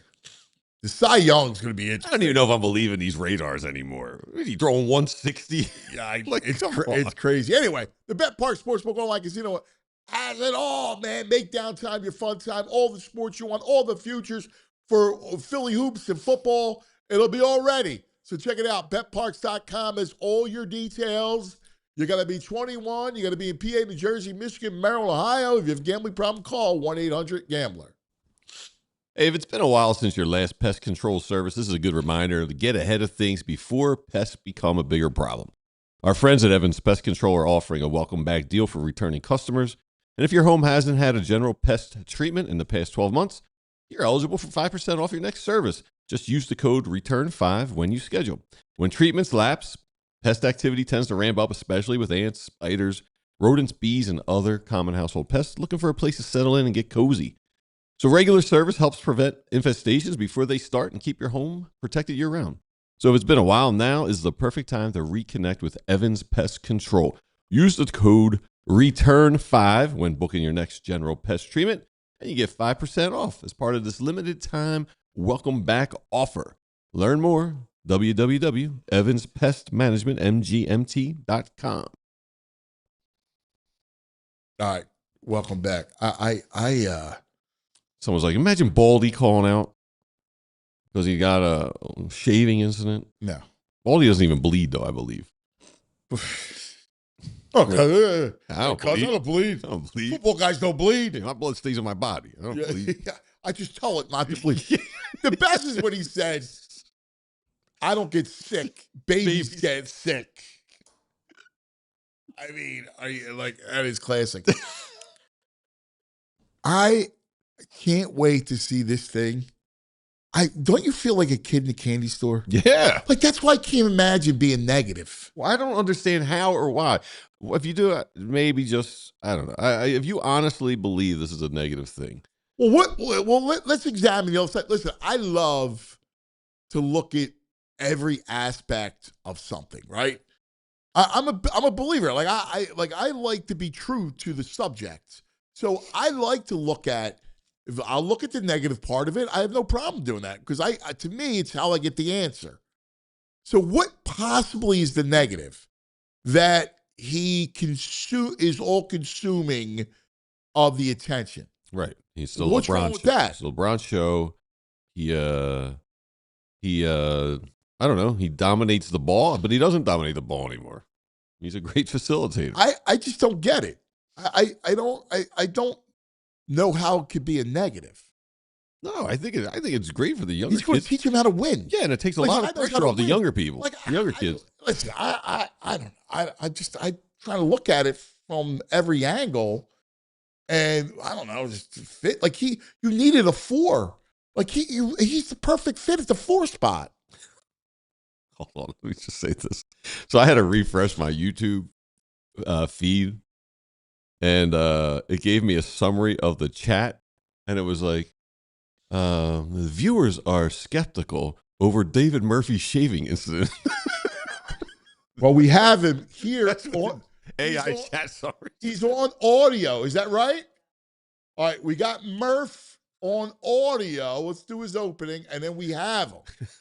So he'll tell us. I hope he's not lightheaded from the loss of blood and stuff. You know, I hope he's good. We don't want an orange. Oh yeah, orange. Lay down. Yeah, eat an orange. Let's get Murphy. The razor. The baldy stuff shit. It's time for our man, David Murphy. There he is, our man. We love him. The columnist for the Philadelphia Inquirer, David Murphy, who is right now bleeding profusely, but still doing the show. He's in the back of an ambulance. Good morning, Murph. What happened? Man, dude, I've never had one like this before. Really? I caught myself right on the side of the nose. You ever do that? The side of like, yeah, like the nostril. But usually that like doesn't bleed. It's bro, it's like stigmata here. It's just like coming and coming and coming. I'm getting hungry. It's stigmata. Really? You don't want VT anywhere near you. The vampire that he is. I wish I was joking. I mean, this is one of the most ridiculous things that's ever happened to me. It literally hasn't stopped bleeding for like a half hour. Are you serious? Oh my God. I mean, it stops like it's like literally a small nick, but if I take the paper towel off, it like, you know, I look like I'm you don't want to see, nobody wants to see that right now. Don't you have one of those like septic sticks or whatever they're called? Septic sticks? Yeah, I tried it. I wow. The liquid bandage. It's like, I don't know. I must have really got myself. It bled through the stick. It's a gusher. Wow. No, it's not the stick. It's like the liquid band. It's like the liquid bandage, and you put it on it. Usually, it hardens it up, but it's just I'll tell you what, man. If you guys don't, if I like go silent for we'll an extended period of time, we'll call 911 for me. Yeah. Are you laying down? We'll send help. We were just talking about donating blood, so we may, Well, if we're a match, I got you, buddy. I might need you guys to come through. Yeah, we're here for you. Listen, we love our family, man. Our show's one big family, and so whatever you need. I know. Well, we'll see. I don't think I need a GoFundMe yet. I think I'll be all right. But it's go blood me. Go blood me. It's Are you trying to get the mustache or a nose hair?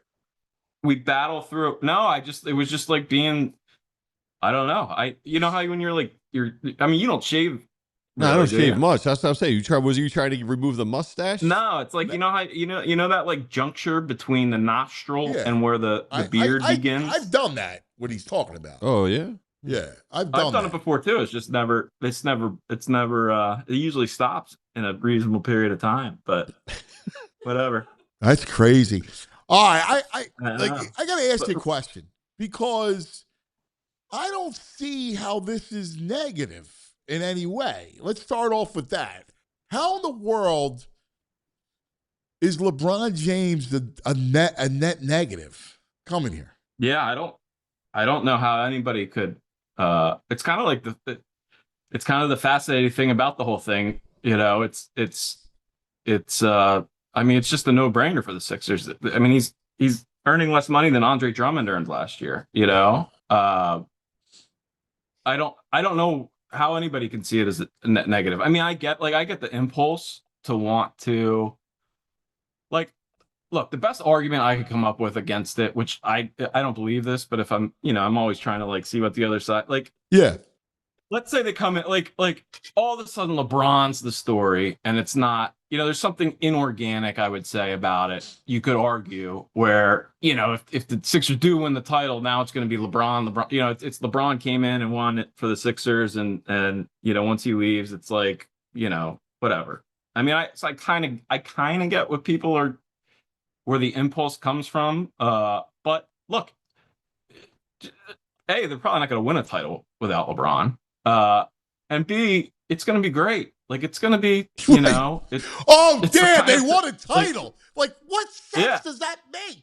Like, what? Like, I mean, that. I guess what I'm trying to say. No. I think what people are. I'm guessing where the impulse is coming from is it just like it feels. It's like cheap. It's a little cheaper. Right. It's like super teamish kind of thing where it's like, do the people in Miami, like that first Dwayne Wade title probably feels a lot more organic to them than the super team titles or whatever. But whatever. I just what the argument. I know how you feel, Murph. You know what the argument against all that is?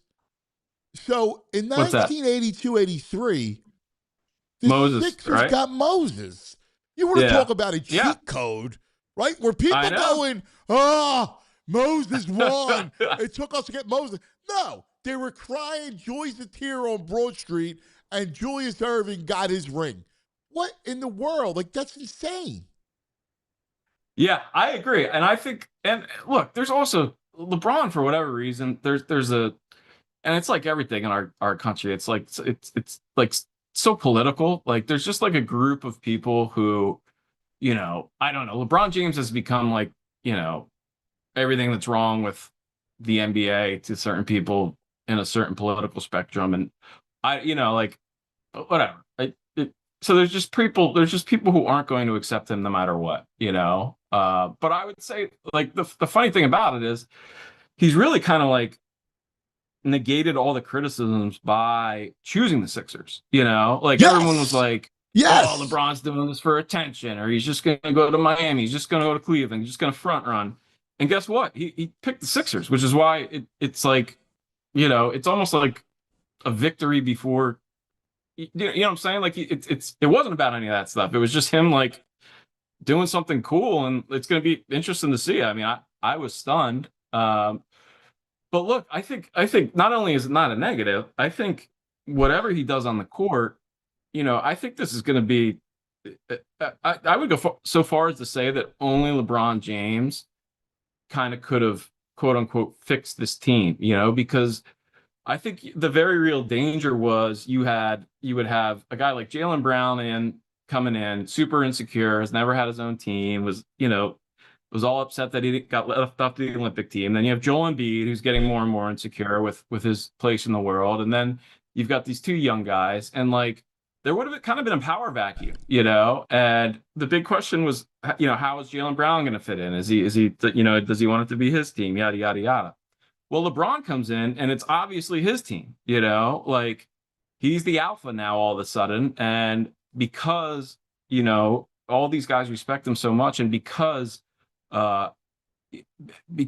kind of gained some power by it's really an affirmation of Jaylen Brown. It's an affirmation of Joel Embiid. It's an affirmation. Like, he picked these guys, and that's going to give him a ton of power in being like, all right, like, now everyone's got to do their part and play their role. And I think that's going to be a huge thing, even if he stinks on the court, which I don't think he's going to, but right.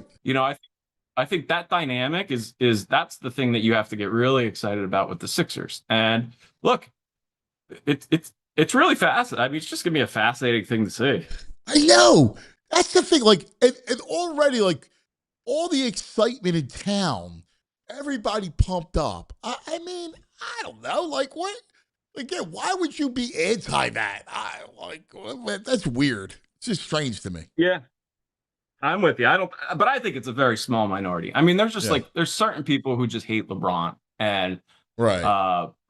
And I think that's, anybody you hear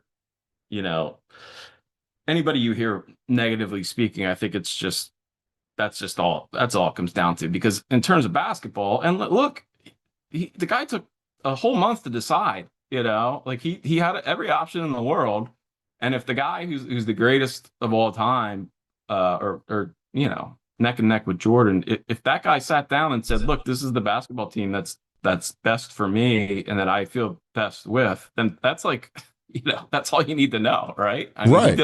he did all the due diligence, and I would say the risk is all his, man. You know, like, Yeah. if anything, if anything, let me ask you this: is there a part of you guys at all that's like, LeBron, you sure you want to do this? You sure you want to come to the Sixers? You know, it's you know, the only hesitation I have is just these being the Sixers and being like, all right, how is this going to fail? And I think that risk is all his. I think he's risking more of his reputation than the Sixers possibly have to lose. You know? Yeah. And I guess, you know, I look at it from his perspective. I mean, what possibly, like, he can't be damaged by it. What would happen if they didn't win? They didn't win, right? Unless it's some epic failure, but I can't see it being an epic failure with Maxey, Brown, and Edge alone. Like, I could see Embiid not playing or getting hurt or something happen there, but I can't see Maxey and Jaylen Brown and Edgecombe not working out, at least being good. Yeah, I agree, but it's more just like the you know, like it's the Sixers, you know, like I couldn't envision, I'm just trying to figure out like what possibly could go wrong. Like, right, exactly. I don't see it. I kind of feel about this team the way, I mean, I was a little boy, but the way I felt about them and when I got Moses, like, man, they're going to be good. Like, now that year I knew, like, you just knew they were going to win it. Now you still got the Spurs and OKC, but I think there's nobody in the East that can touch them. Like, I don't think the Knicks could gear it all up again and have that same run. Yeah, why? So I will say this: like, there's a lot. Put it this way: I don't think any team has the upside that they have for sure. You know, like if it all works out, then yeah, I think that they're, you know, yes, they're unquestionably the best team in the East. You know, the question is, you know, there's still a lot of, you know, there's still kind of a lot of projection involved. You know, like you know, like, again, LeBron's 41. You know, well, here's Bill Simmons of The Ringer. He was laying out. He's like, I think this has the most variables every which way. There's 2012 Lakers potential where this looks awesome on paper. But you have LeBron, who's 41. God only knows when he's going to break down. And Embiid never plays. Jaylen Brown on the new team trying to fit his way in. There's an unhappy version of this, too. He's a Boston fan. I know. Believe that guy. I'm just saying it. That's what people are trying to spin it. No, but it is. I think there is an unknown. Like, I think you kind of have to like break. I would agree with that. You kind of have to like isolate it in parts. Where, like, to me, the biggest variable is still how do Jaylen Brown, VJ Edgecombe, and Tyrese Maxey kind of how does that look and work? You know, and there are ways that can fall. You know, like, again, Jaylen Brown, like, again, like you said, new team. You know, all three are best when they have the ball in their hands. You know, VJ and, you know, who knows? And listen, to your point, like, and to that point, and then LeBron and performance-wise, LeBron and Embiid are kind of like, you know, what you get out of them, you get out of them. I just think LeBron's going to answer the biggest questions with the three of those guys, because I think, you know, I think LeBron's going to kind of have some sway, and I think he's a connector, man. Like, he's a you know, on the court, I mean, he makes things go, and I think that he's you know, not to use the coach on the court cliche, but I think that he is. No, that's real. He's going to show you how to win. Like, here's the thing: Embiid doesn't know how to win. Maxey, I love him. Here's an idea, but he doesn't know how to win. I mean, he had to deal with Embiid and Harden, right? And while he took good pieces from him, the winning piece of it, you know, he didn't know. So, and Jaylen Brown, as goofy as he is, he won, right? Like, he won. So, I think you're right. I think LeBron shows them the road. You know, we've been talking about Pete Rose a lot, and I know it was before your time, but you heard the story of what Pete Rose did for Larry Boa and Mike Schmidt and Carlton. Yeah, absolutely. And I think like you can't look. I think if you're sitting down, I'm really looking forward to like starting to really dive into the X's and O's and what it'll look like and whatever. But just without having looked too deeply on it, you do have you could find some defensive questions on that team. Yeah, yeah.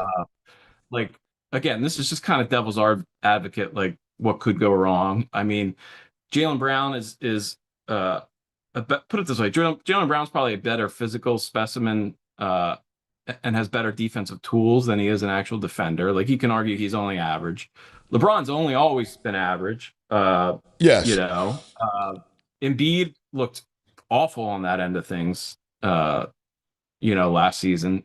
So there's a lot of projection there. I think a lot of it defensively will come down to whether he's that guy, who's one of the best defensive centers in the league again, or if he's a guy who can't move laterally enough to be that guy and is actually a liability. And then Maxey, you could argue, is average at best. I think Edgecombe's going to be a really good defender. But that would be, that's one potential downside. But again, you've got Dean Wade, you've got KCP. LeBron's actually, if you look at his on-off numbers last year defensively, were the Lakers were better when he was on the court defensively than they were when he was off the court.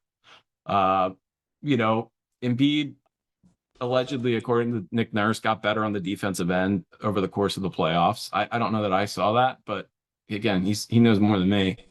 So I think, yeah, all things considered, there are question marks, and there are definitely ways the Knicks could beat them, but it's just going to be fascinating and fun to watch. And I think if it all works out, then yeah, I don't think there's too much hype at all about it. I mean, they could be a very legit team, and they're not just a super team. That's the thing, is like you've got, it's funny, there's really never been a team like them, because you've got these superstars that are all suddenly on the same team, and Embiid, Brown, and LeBron, but then you've got these two young guys who are part of the future.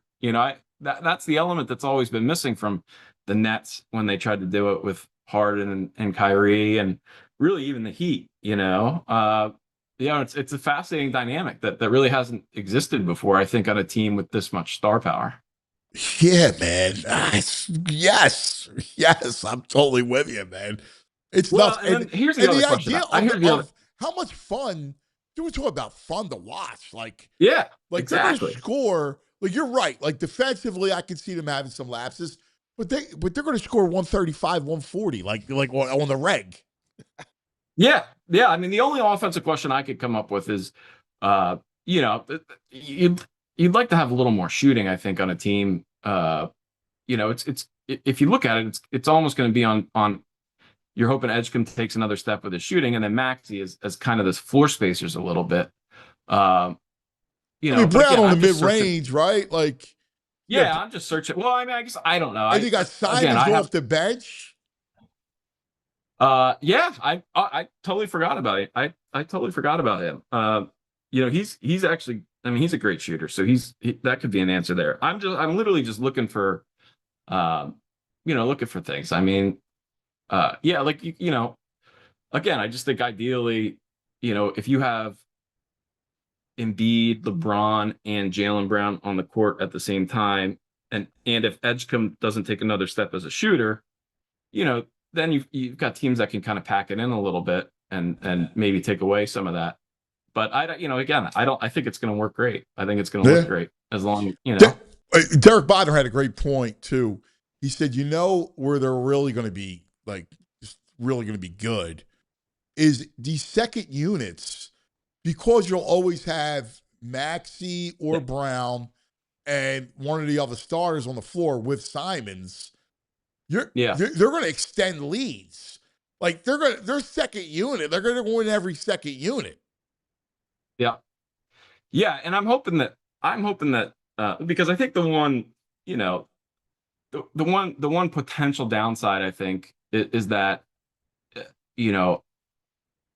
Edgecombe is going to kind of be fifth in the pecking order in terms of, the offense running through him and kind of being a primary scorer, but that's kind of when he's been at his best. And I think that's his future, as like a Jimmy Butler kind of, you know, uh, I mean, we saw it against the Knicks in that, whatever it was, game 2, and I don't know how much opportunity he's going to have, to do that. He does all the other little things well, where he's going to be he's a great glue guy, even if he can't score. But I'm hoping that he ends up being the guy where he gets showcased once the subs start rolling in, and it ends up being him out there, kind of, he gets his chance, Yeah. I don't know what the lineups could be, but it could be like Edgecombe, LeBron, Simons, backup center. Yeah, I think whatever. you'll always have either Maxey or Brown on the floor. Yeah. Like, I would whack those two up. Like, you know how the Celtics used to do, like what they did with Brown and Tatum? One of them was always on the floor. I would do that with Maxey and Brown. Yeah, although I would want Edgecombe out there with Brown, because I would want a ball hand. I know Simons can. Yeah, that's fine. Yeah. A lot depends on what you could pair. I agree with you. You pair Edgecombe with Brown, and you could pair Maxey and Simons. Yeah, and then again, a lot depends on Philon, and I'm a little skeptical that he's gonna be able to do much his rookie year. I mean, that's kind of your baseline with a rookie, especially drafted that late. I don't know. I mean, look, he had some great moments in summer league, but dude is small as that. I don't know how he's gonna get a shot off right now.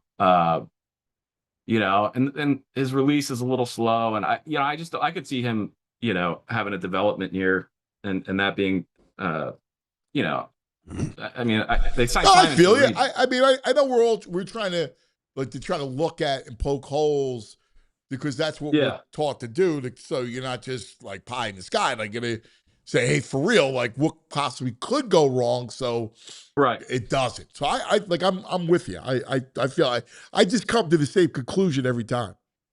I think this I'm thing with works. you. I think it's like it's just great. Hey, look, credit to LeBron. Yeah, I've always been kind of ambivalent about LeBron in terms of like, I think there's been some legitimate criticisms of him in terms of, whatever. I'm just a big Jordan guy. That's what it comes down to. I'm the same way. I was a big Jordan guy. I've always been a big Jordan guy. Yep. But, I mean, to me, it's just like, it kind of shows a little bit, what he's all about. If this was real, like, I'm stunned I love the way he did it. Like the tweet on Friday. I'll tell you, like, there's a little part of me that's like, Braun, you sure you know what you're getting into? But he, when he said basketball bliss and he was talking about the Sixers, I mean, it's amazing. It's gonna be amazing to watch. Yes. Yeah, it's just gonna be weird. Like, I mean, dude, like the Wells Fargo Center is like one of the, probably 10 worst arenas in the National Basketball Association. Seeing him, sorry, are they a sponsor? Sorry, guys, or whatever it is. Xfinity, my bad. But I mean, it's like, it's small, and it's like the team itself has said it. They're looking to build a new stadium for a reason. Like, you've been down there? Can you imagine like LeBron just like walking around the, it's not there. He had every reason not. All to pick, my people in the down, the security staff and all those. It's great. All the South Philly. He's gonna love all the South Philly people.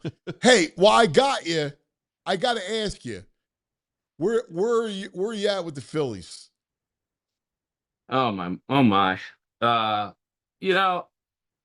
don't know. I feel like I kind of always end up steering a steady course with them. I mean, nothing I've seen has surprised me one way or the other. I mean, this is just always who they were going to be. I think they were, whether they did it steadily or kind of in fits and starts like they've done it, they're going to be a 87 to 93 or 4 win team, and they're going to have to get in the have to do it with the wild card unless the Braves fall on their face, and it's just who they are. Like, it's who they've been. They had they had Edmundo Sosa batting 5th the other night. I know. They had Edmundo Sosa They had and Brian Sosa, De La Cruz, and Hill in the lineup.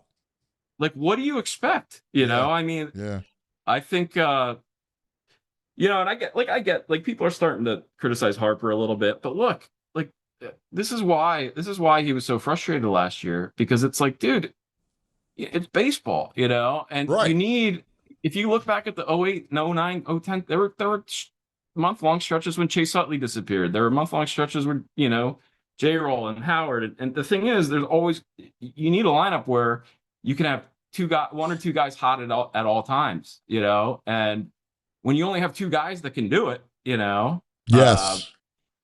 and Marsh, And Marsh you're has so already had- lefty dominant, it kills them. The lack of balance in their lineup buries them. Like you saw it against Weathers on Saturday. Anytime these teams are just throwing their, whether it's Eric Lauer or Ryan Weathers, they're just going to just throw these lefties at you, and they just kill you. Yeah, and to me, that's like the most, like that's the thing that boggles my mind, that Dombrowski every year just fails to, like getting a right-handed bat who can hit lefties is like one of the easiest things to do in all of baseball. There's a million guys, that can crush lefties from the right side of the plate, and like you see all around the league, there's got like what's his name from the Krychuk is like, he's like, Yeah. I mention him every year, and every year he goes to a different team and does the exact same thing that he's been doing. And like there was a guy out there, Miguel Andujar last year, where he's a guy, Laureano last year, and it's like, I don't know, I don't know why it's so difficult for Dombrowski to come up with like the bench. Like they've been carrying Garrett Stubbs as a third catcher the whole, like, how do you not? I know. How is he still around? It's unbelievable. And it's really unbelievable. Just, say whatever you want. Like, I'm not telling you Lewis Robert is like was the man, but I mean, and he hurt a little bit, but he came back, hit a home run. He's from the right side. These guys, like, it's worth grabbing a guy from the right side that can hit lefties, man.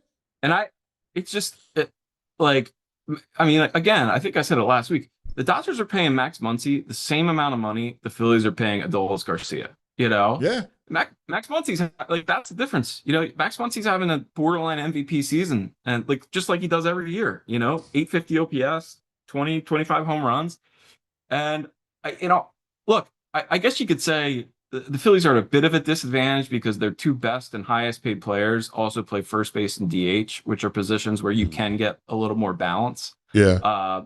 And that hurts them. Like I think it was look, I think Bryce Harper's only worth 75% of what he signed for if they knew he was going to be a first baseman for the last 2/3 of the contract, because it just limits you in terms of being able to get guys. And, now you got to, not only do you need a right-handed bat, you need a right-handed bat that can play defense in the outfield, yada, yada, yada.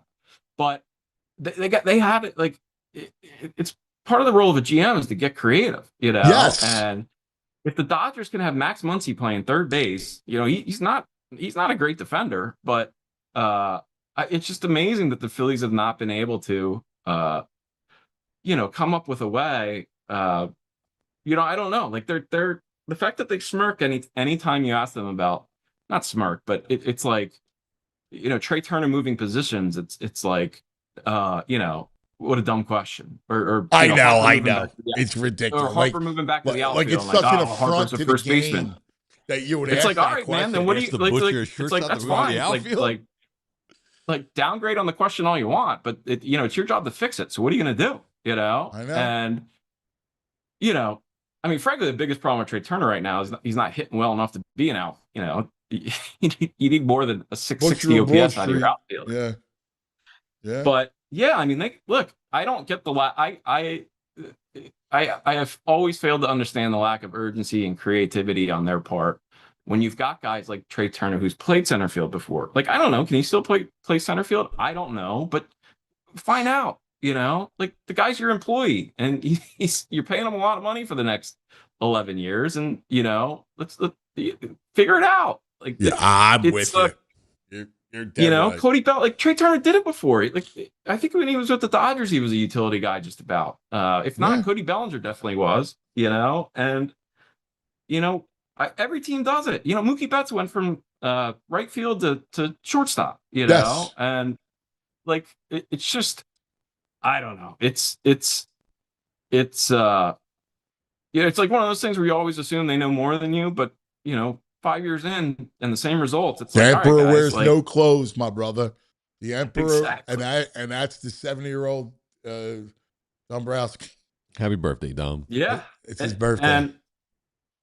And look, I mean, you can't get like, look, I think I like John Middleton, and I think you'd rather have him as your owner than most guys. But he does have a track record. Again, like, this organization has always been very risk averse. And he hires guys who are risk averse. And look, Matt Klentak took some risks, and he ended up getting fired. And now that you look back on it, it's like, I actually did some things.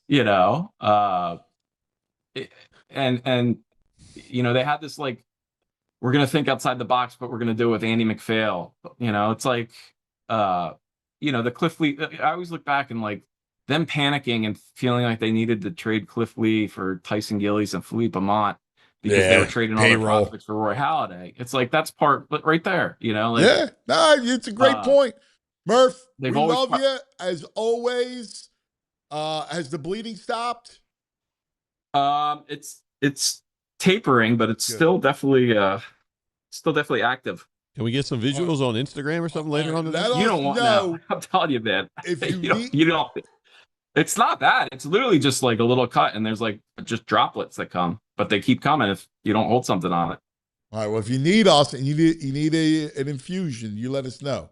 All right. I appreciate you guys. You got to battle. You got to battle through whatever life gives you. That's right. You're a warrior, brother. We love you. You got to show up. We love you, pal. Show up. All right. Took a little arm twister, but he showed up. Murph.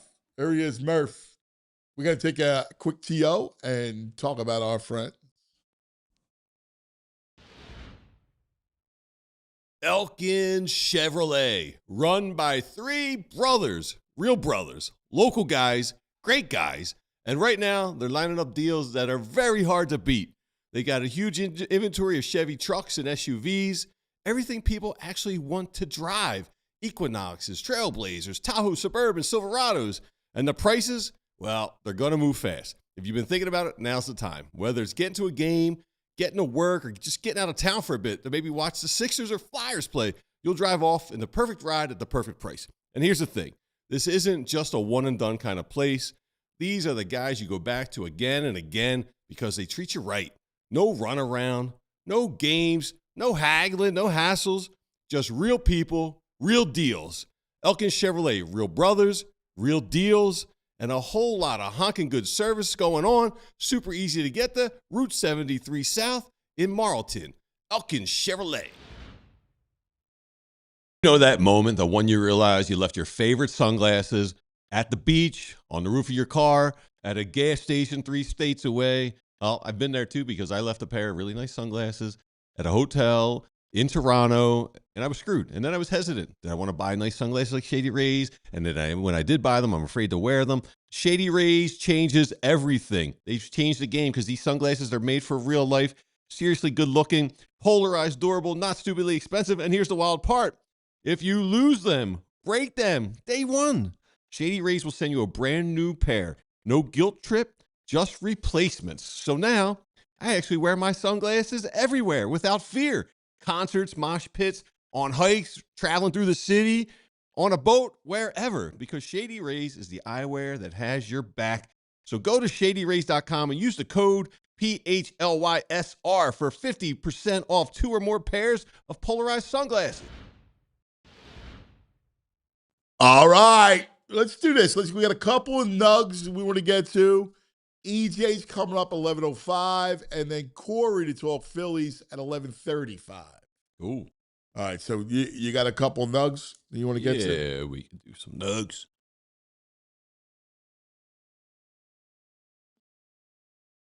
Spinning wheel, spinning wheel, spinning wheel. All right, just go into the nug. Then we don't need it open. Beaches nuts, nuts. It's just time for beaches nuts, beaches nuts, nuts. I just threw this one in there, Julie. Had it the other day, but a Portland teen hanging out at Goodwill looking for some stuff to buy. He found this Lakers warm-up jacket And turned out to be an authentic 1972 Wilt Chamberlain Wow. warm-up jacket. There was a kid talking about it. He bought it for $3. $3 got Wilts. Yes. That's amazing. Oh, that's cool. Yeah. I mean, I got a brother-in-law. My brother-in-law's obsessed with Goodwill shopping and trying to find stuff like this. This is like his dream. Oh, yeah? Yes. Quinn, last time we talked, there was great anticipation about what this auction would get to because you bought this for $3. Is that right? Yeah, $3.07. Tell the audience how much money did you make on this thing? It sold for $90,000. Holy smokes! Yeah. 90 grand. Congratulations, Yeah. brother. Yeah, Claps. wonderful, wonderful. Investment. Claps. Can I let me get this out of the way because this is the elephant in the room for me. Sotheby's anticipated what the auction they felt may bring in, and their estimation was a good bit higher, almost $250,000. They thought it could be worth at time of auction. What's your feeling on this, Quinn? How you feeling right now? I mean, I'm obviously happy. $90,000 is pretty good. Yeah, I was hoping it would go higher. I'm a little surprised. Yeah, pretty good. 90 G's, $3 $3. Yeah, for $3. That's incredible. You got to go hunt them racks. Speaking of racks, we're at the Eagles Pro Shop. They're selling A.J. Brown jerseys for $20. And they got a pretty interesting sign on the top of the rack. It's a way to move merch. How would you call this jersey? What would you call this jersey? Like that he's not here anymore? I don't know. Like it's not clearance. It's obsolete. Wow, the obsolete jersey. The old obsolete rack. $20. Yeah, the old obsolete.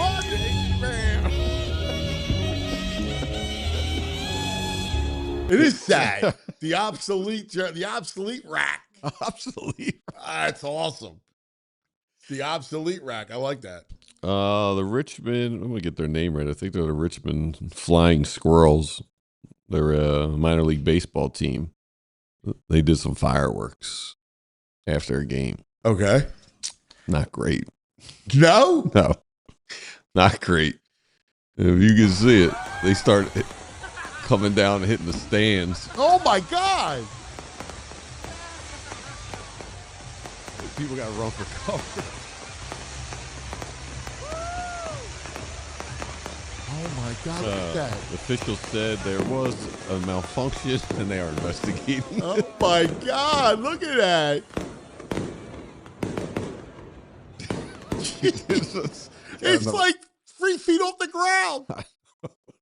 Firing everybody. All right, one more. We got this is something I would have used it back in the day. It's just a still picture. It was Babe Ruth laying on the ground unconscious. It was Trump? No. He ran into a concrete wall trying to make a catch. He was unconscious for 5 minutes. 5 minutes? He was out? Yes. No way. Dude. How are you out for 5 minutes? He played in game 2 of the doubleheader. He stayed in the game and played game 2 of the doubleheader. Oh, my God. Wow. It's a different time, right? Yeah, that's great. Great nugs, man. Yeah, excellent nugs. All right, let's take a quick TO. We'll come back. Our Love Philly Hour begins. Yes, this is camp week. We begin training camp. EJ will set the stage for us. And then a little bit later on, Corey will join us live to talk about the Phils. Love Philly Hour is coming up.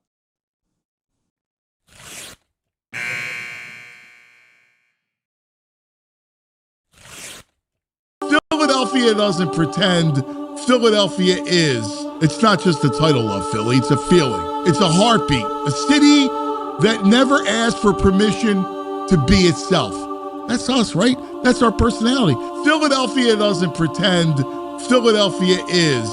And now in 2026, the world comes back to Philadelphia. Not just to remember, but to celebrate. The show isn't just about what's happening. It's about who we are while it's happening. Because Philadelphia isn't a backdrop. It's a character. It's the voice that tells it like it is. The guy at the end of the bar who doesn't sugarcoat a thing. It's the family that's been on the same block for generations. It's the artist, the athlete, the builder, the believer. It's the lifer, the dreamers, the grinders. It's all of us. And that's what Love Philly's about. We're going to sit with people that make this place go. The ones who built it, the ones carrying it, the ones pushing it forward. The legends who left their mark. Not just the championships, not just the headlines, but the moments in between. The way the city shows up for itself, the way it refuses to be anything other than real. And through it all, we're going to remind ourselves and show the world what Philadelphia is. It's not just a stereotype. It's not a punchline. It's a foundation. It's a force. It's a city that gave birth to a nation and never stopped building. So as the country turns 450 and the spotlight finds Philadelphia again, this is our moment to tell the story the right way. Not polished, not filtered, real, authentic, proud. Because this city just doesn't rise to the occasion. It defines it. This is Love Philly.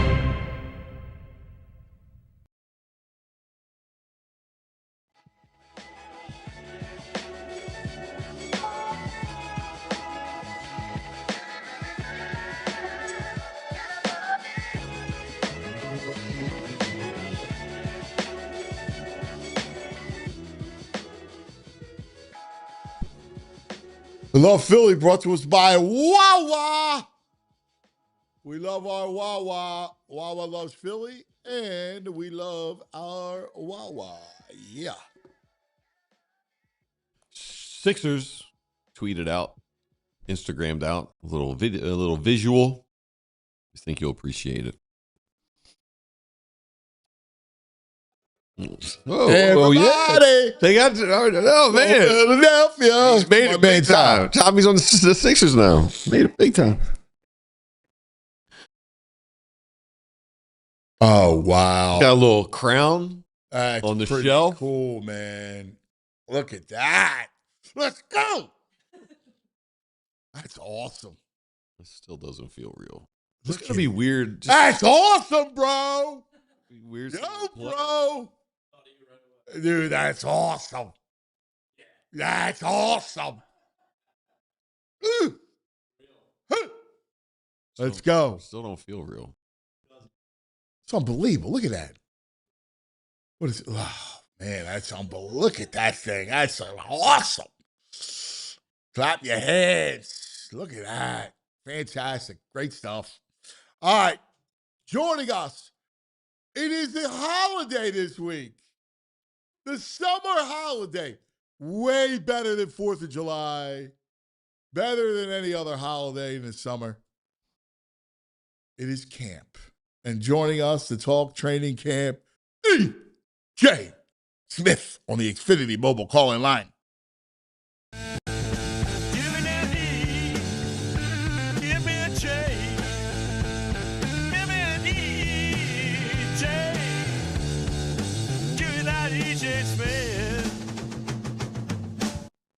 Is my man. What's going on, guys? Happy camp week. I'm excited. It's unbelievable. Yeah. What transpired on Friday has completely upset the world off its axis, right? Yeah. Like, you know how he's like, I got to do something now to kind of go back. Yeah. Gotta come up with a Harry Potter move, right? First thing I thought about was, because Howie doesn't like to be upstaged by anyone, let alone the king, you know? Yeah. No, he'll have something cooking. I got a fun story about the LeBron thing for you. I know you'll appreciate this because of conversations we've had in the past. So we were actually unfortunately at a funeral on Friday, and the funeral was like wrapping up right at the end, right when the LeBron stuff comes out, right? So I see it, and I go over to my father-in-law toward the end of the funeral. I tell him, and it's a hard day, but like his face lights up. He's like, "Oh my God, LeBron!" You just see the whole family like starting to figure it out. Like it matriculates through the family, and like it was obviously a sad day, but it kind of shows you the power of sports. Yes. born together, and then we hear the LeBron news, and we're all jumping up and down and celebrating and laughing at my brother-in-law who's a Cavs fan. Like it was to say it was a special moment. I mean, Right. it was. It shows you the power of sports. So it was a poignant moment, is what it was, and you're so right. Like on a sad day, on a day, we'll call it a solemn day. Sports adds that thing. It's why it's bigger, and it's bigger than just sports. It's why I would say sports builds churches. Yep, absolutely. So it's the duality of life, where it's like, and celebrate these moments, and it's kind of bigger than yourself. So I knew you would appreciate that. Oh, I love that stuff. Love it, EJ. I love it. All right, so let's get down to business. Give us this. What do we got in store this week? Lay it all out, and let's dive in. Yeah. So the first practice of the week is on Wednesday. Yep. They'll practice Wednesday and Thursday, then they're off Friday, and then they're back on Saturday. I think padded practice is next week, but still, we'll get 3 practices this week. Players report tomorrow, I believe. So yeah, it's happening. It's finally here. We made it. It's been 6 long weeks without much to talk about with the Eagles, and yeah, we're going to have a lot of coverage. So you're going to make sure you're following along with everything we do. Like I said, Wednesday, Thursday, Saturday this week. We'll have updates from everything.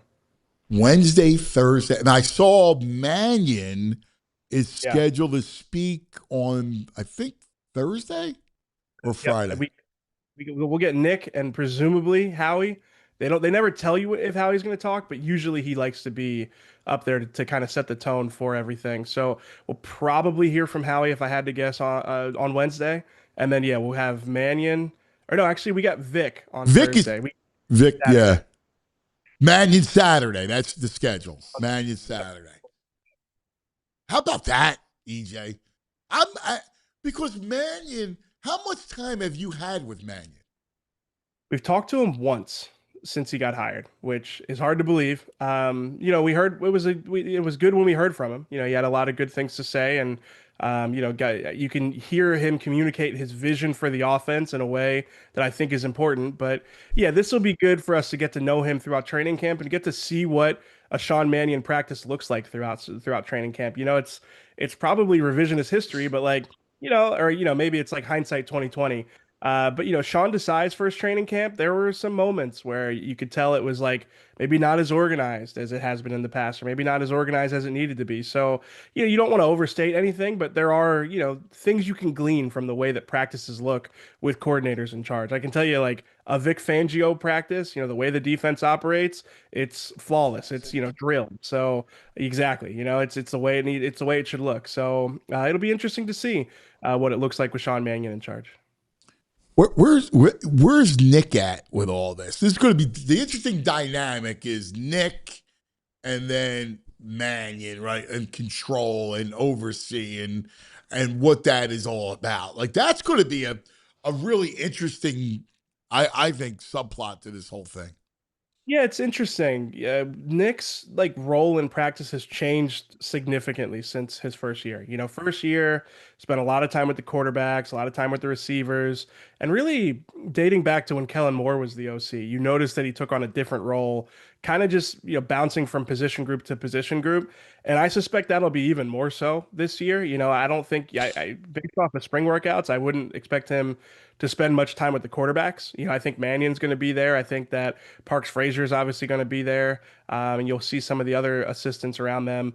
Nick kind of pops around. I bet you he probably spends more time around the offensive line than he has in years past with Chris Cooper there instead of Stoutland. But, otherwise he does kind of spend time with position groups you maybe wouldn't expect, like linebackers or defensive linemen. Definitely less of a hands-on approach with the quarterbacks and the receivers and the pass game in general. Yeah, and I go, it's so strange, right? Like that piece of it, of the CEO piece of it, is still.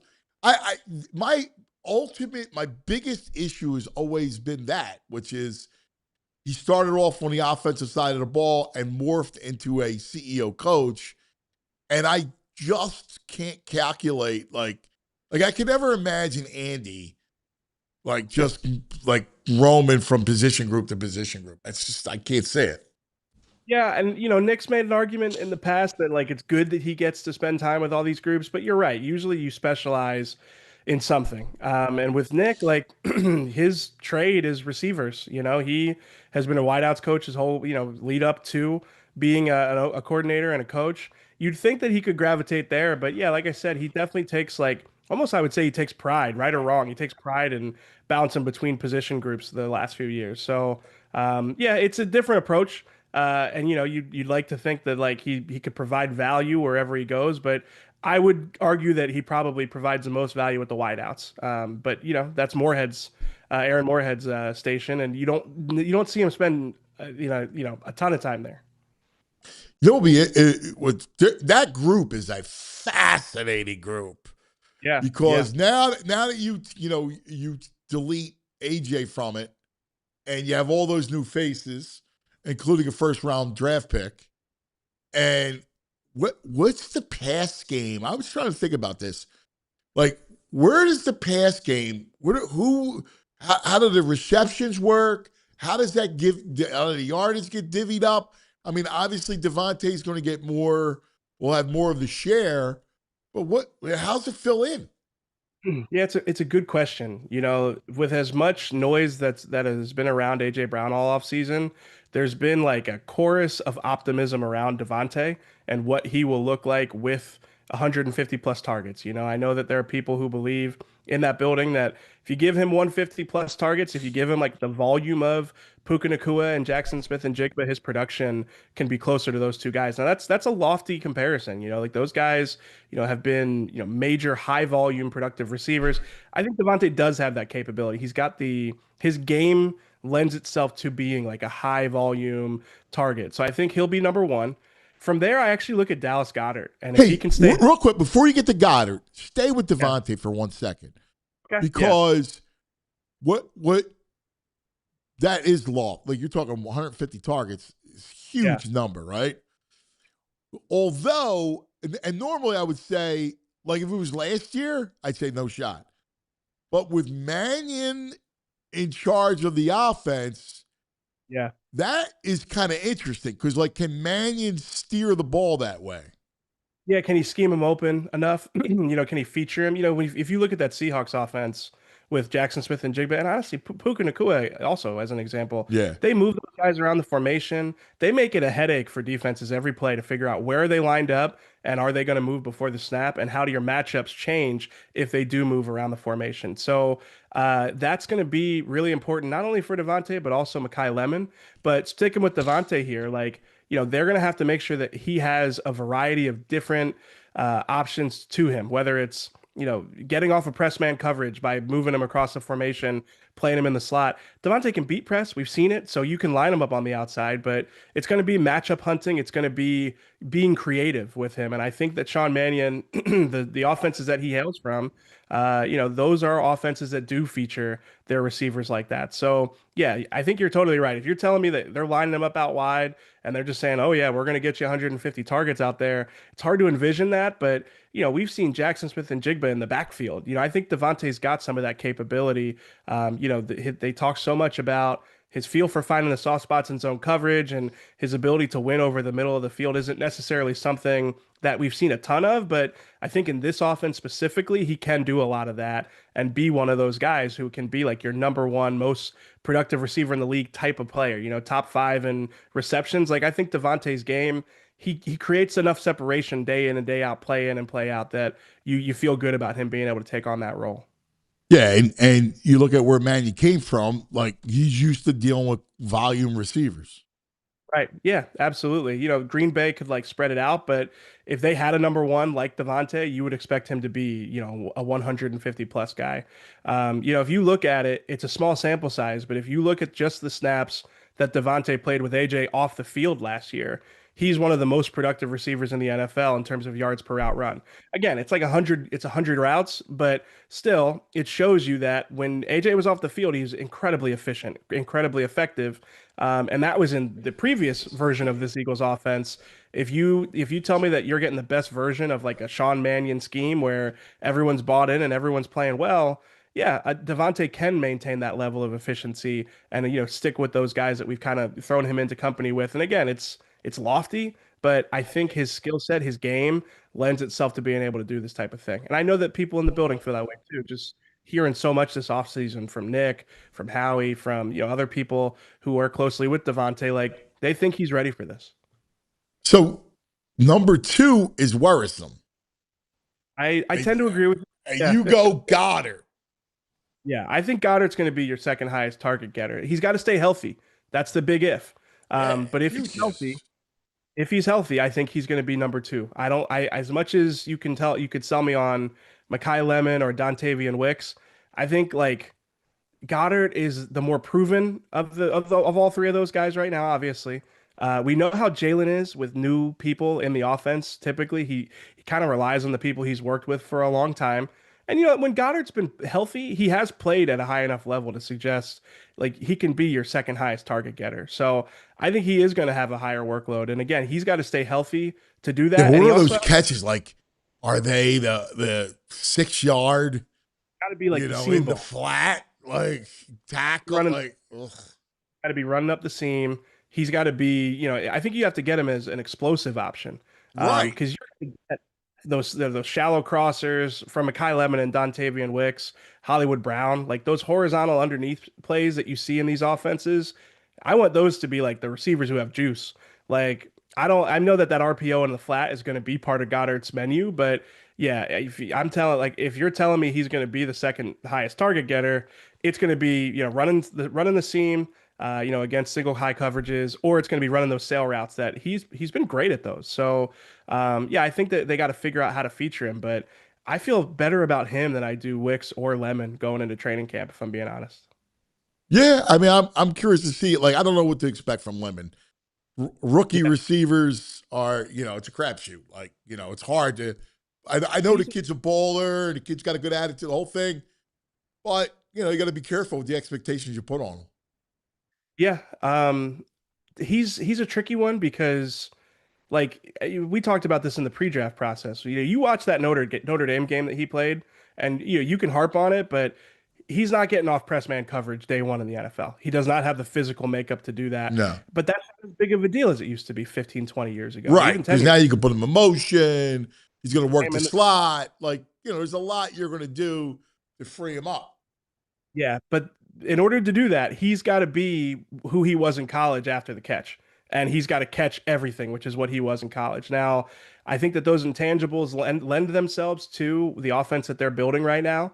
But yeah, it's a projection. And is Jalen going to give him the ball and the money? Like that's not like in stride, throwing dimes. Yeah, I think going into training camp, the way I feel about it is if Mekhi Lemon or Dontavian Wicks can be your like number 2 receiver and realistically probably your third option in the passing game, you feel okay about it. I think you're hoping that one of those two can do it. And yeah, we'll see how they look in camp. I'm not trying to, pour cold water on the Mekhi Lemon thing. It's just it's a nuanced thing. I mean, it's realistic. Like what are you going to expect from a rookie? Like a rookie wideout? Well, it's realistic. Often they come in and are productive though. But a lot of times they're the number 1 guy. Like if you're going to be a first round pick at receiver, like we did some research on it. I don't know if I've got it in front of me here. But we looked at some of the numbers. Like I think 600 receiving yards for a rookie, especially as the number 2 option, that's pretty realistic. Like if he can do that, you probably feel pretty good about it. So, and I think the bigger projection also is it's Jalen and it's also Sean Mannion. How creative is he with Mekhi Lemon and how much can he feature him? Because again, he's not the type of player that if they devolve into the old version of this offense where it's no, God forbid. Yeah, that won't work. He's not going to be. He's not going to. That's not putting him in a position to succeed. He's not going to just beat man one-on-one all the time. So there's just a lot that has to go right for it to look good his rookie season. It could all go right, and then he's perfect for it. But yeah, like I said, I want to see it in training camp. And he, for the record, he's a player that should look good in training camp.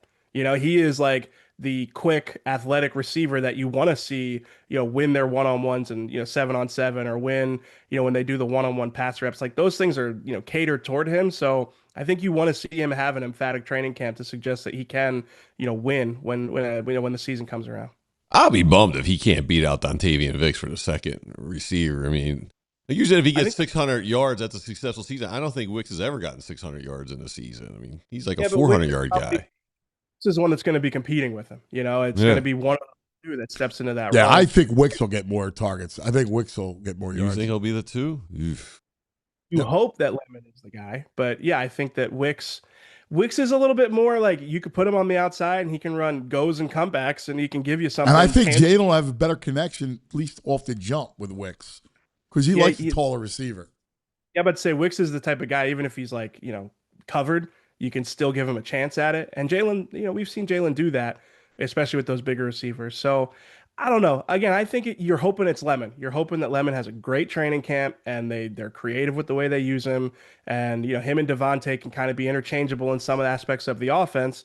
And then you feel good about that. But yeah, I agree. Wicks is probably the safer of the two. But I mean, honestly, all those guys are projections. That's why I went Goddard as my number 2 option here, because I feel like he's the one that you feel best about knowing at least what you're going to get from him. Yeah, my recollection, I mean, it takes rookies a little longer than you do. I got to go back and look and see who and where, what the spot is, but it was always right away. But those middle round guys, it's kind of hit or miss on if they hit the ground running as a rookie. Right. At where you're taking, that's going to be interesting. What do you look like? What's this week kind of look out? Like, what's this play out for you? What are you looking for? I mean, the first thing you want to see is really just how Jalen looks in this game. In the spring, it looked encouraging. What you heard from Jalen was encouraging. And then outside of that, I mean, it's hard to know how much we'll learn about the health of the offensive line.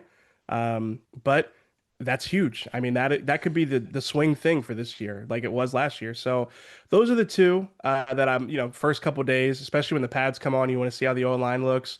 And then the Jalen Carter thing, I want to keep an eye on that. I want to see what it looks like if he comes back and, if there's any smoke around some of the talk about hold out or hold in. That's something I'm trying to figure out right now, actually, trying to ask around about it. So, we'll see. I keep hearing that's not happening, but I don't know. It'll be interesting.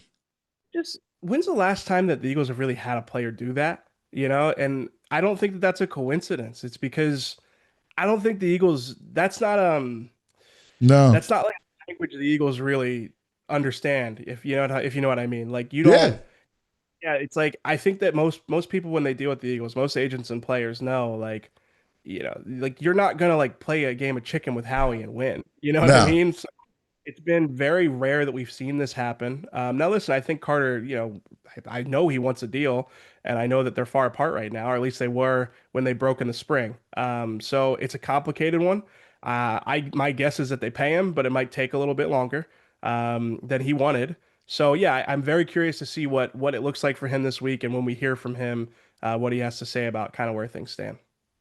All right, I want you to look at this camp and tell me, will Tanner McKee be on this team when the season starts, or will he get moved? My guess is he gets moved. My guess is that he gets traded for, if I had to go on record, I'd say probably 3? A 4 that can turn into a 3. Yeah. Or because I don't think you'll get a 3 that turns into a 2. That'd be really good if the Eagles could get that. I'm going to guess a 4 that could turn into a 3 if he starts a certain number of games with a threshold there. I feel like the Eagles are going to want to extract value for him. They have Andy Dalton. Obviously, he worked in with the 2s in the spring. Maybe that was with I know got this Cole Payton, and already have the day 3 guy that you're developing. Now, listen, we'll see how Cole Payton looks. That day 3 quarterbacks are a crapshoot, but it's very Howie Roseman-esque to want to get something for Tanner McKee. The fact that they hit on this draft pick, it feels like they will want to get some value for him while they can. And there should be a market. I mean, Kyle was a late. I mean, yeah. Yeah. So I don't know. But again, I'll be honest with you. I would feel squeamish going in with Andy Dalton as my backup. Yeah, that's not good at all. I hear you, but listen, they had him working in with the twos. Now, again, I know McKee was banged up, and maybe it was a sign of respect for Dalton, but I don't know. Still, the fact that it was so weird the way that they handled it that it does kind of bring my antennas up a little bit, wondering if they're bracing for the chance that he might get traded. Yeah, I don't know. I mean, Andy Dalton next stinks. year maybe they want to keep McKee long term. You think there's anything to that? Like you don't want to trade him in case this year goes sideways? Yeah, I think that's very realistic. I mean, I'm viewing it more as a backup. Like if something happened to Jalen, I want a credible backup, and I think he's a credible backup. I don't think Andy Dalton's a credible backup. So that's how I would look at it. But yeah, I could see them, God forbid, if everything went sideways at the quarterback spot with Jalen and it wasn't the answer, and we're going to go long term, well, you need somebody that could be a bridge until you get the guy. Sure. Yeah. Who's familiar, all that sort of thing. Yeah, like Tanner's he doesn't have the ceiling of a top 5 quarterback, No. but he has a ceiling like being a solid bridge to whoever's next. If you're pulling that lever, which I don't think we're quite there yet. The other thing I was going to say is that you could trade McKee for, let's say it's a third. Let's say they get really good value that they can't turn down. You could then use a 6th or something to get yourself a credible backup quarterback from somewhere else in the league. So, yeah, I could see them doing that. Yeah, interesting. All right. I can't wait, man. What time's show today? 2? 2 o'clock. We're gonna do like a training camp primer today. Like if you haven't been following the Eagles closely the last few months, get you caught up to speed so you know what you need to know going into camp. I love it. That's great. I love that idea. Love it. All right, we got to get together because we have to give our training camp schedule for what we're going to be doing. All right. So yeah, I'm excited. Yeah, let's go, dude. Hey, next time you see me, I'm going to be on the field with my phone up. I love that. Show it up here, EJ. Move the camera. It'd be good. Let's go. Good man, brother. You're the man. Thank you, buddy. We love you, EJ. EJ Smith. Oh, what's the weather going to be like? I didn't check the weather. The nor'easter moving in for a couple of days this week. Really? Well, I just going to see on Wednesday when they start. Oh, well, right, you're right. Oh my God! I just pulled up the phone, and it's raining every day. Yeah, they're saying like 1.5 inches of rain tomorrow. Oh my God! It's rain every day. Mm-hmm. Damn, man. No good. No. Oh, good. We got football workouts start tomorrow. You do? You're going to get washed out. They don't work out in the rain? Nah, not if it's like that. Nah. Damn. Corey Sideman. It's coming up. He just walked in the door. All right, let's take a quick TO, talk about our friends, shall we? Let's talk about Parks Casino, Street Road, Ben Salem. Oh, how much we love our Parks Casino, located in Street Road, Ben Salem, the 95 exit off of the Turnpike, and it's right there. Here you go. You ready? This is what's going on at Parks Casino. The I Love the 90s tour, starring Vanilla Ice and Milli Vanilli and Young MC on September 29th. The band Fuel and Lit rock the Excite Center November 6th. How about that? They got it all, man. During home Phillies games, $1 dogs, $3 Miller Lights, $3 Bud Lights. They got it all. Country line dance and Latin dance nights. You name it, all at Parks Casino. Tickets available, parkscasino.com. Got to be 21. Gambling problem, call 1-800-GAMBLER. Now let's talk about our good friends at Xfinity and the 5-year price guarantee. What have I told you? You can have reliable, all right, intelligent Wi-Fi and keep it the same price for 5 whole years. That's the Xfinity 5-year price guarantee. We're talking about super intelligent Wi-Fi that fixes problems before you even notice them. Wi-Fi that you never have to worry about, no matter if your whole family's online. Like at my house, I have my little ones playing the show, the big one's doing whatever that game is everybody likes. shoot them up, whatever. My wife's taking Italian lessons. I'm watching the game, and Wi-Fi is seamless, right? You get Xfinity's best equipment included.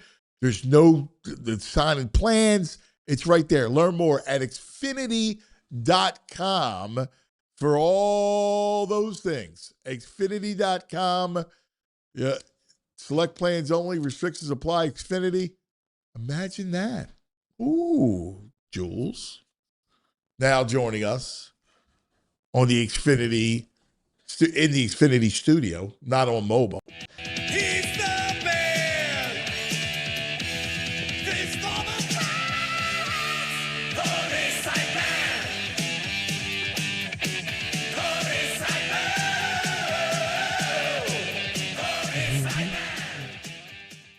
There he is. What is the core? In the flesh. How you guys doing? What's up, man? See you, buddy. Last week of Love Philly, had to be in the house for it.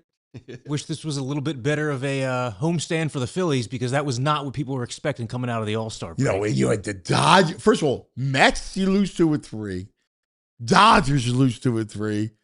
Yankees, you lose 2-3. And like offensive futility really throughout that entire homestand. And the stat that everybody's trotting around right now is the number of times the Phillies have scored 0 or 1 runs in a game because it just reminds you of how things have cooled off in recent years in October. And every time it happens, it just highlights that this is the worst case scenario. You know, facing good pitching. They haven't really hit good pitching all season. No. Last night, a good step in the right direction, but you got to be able to do that more than once a week. And by the way, it was Will Warren. So like, I told VG on Friday, they rake Warren.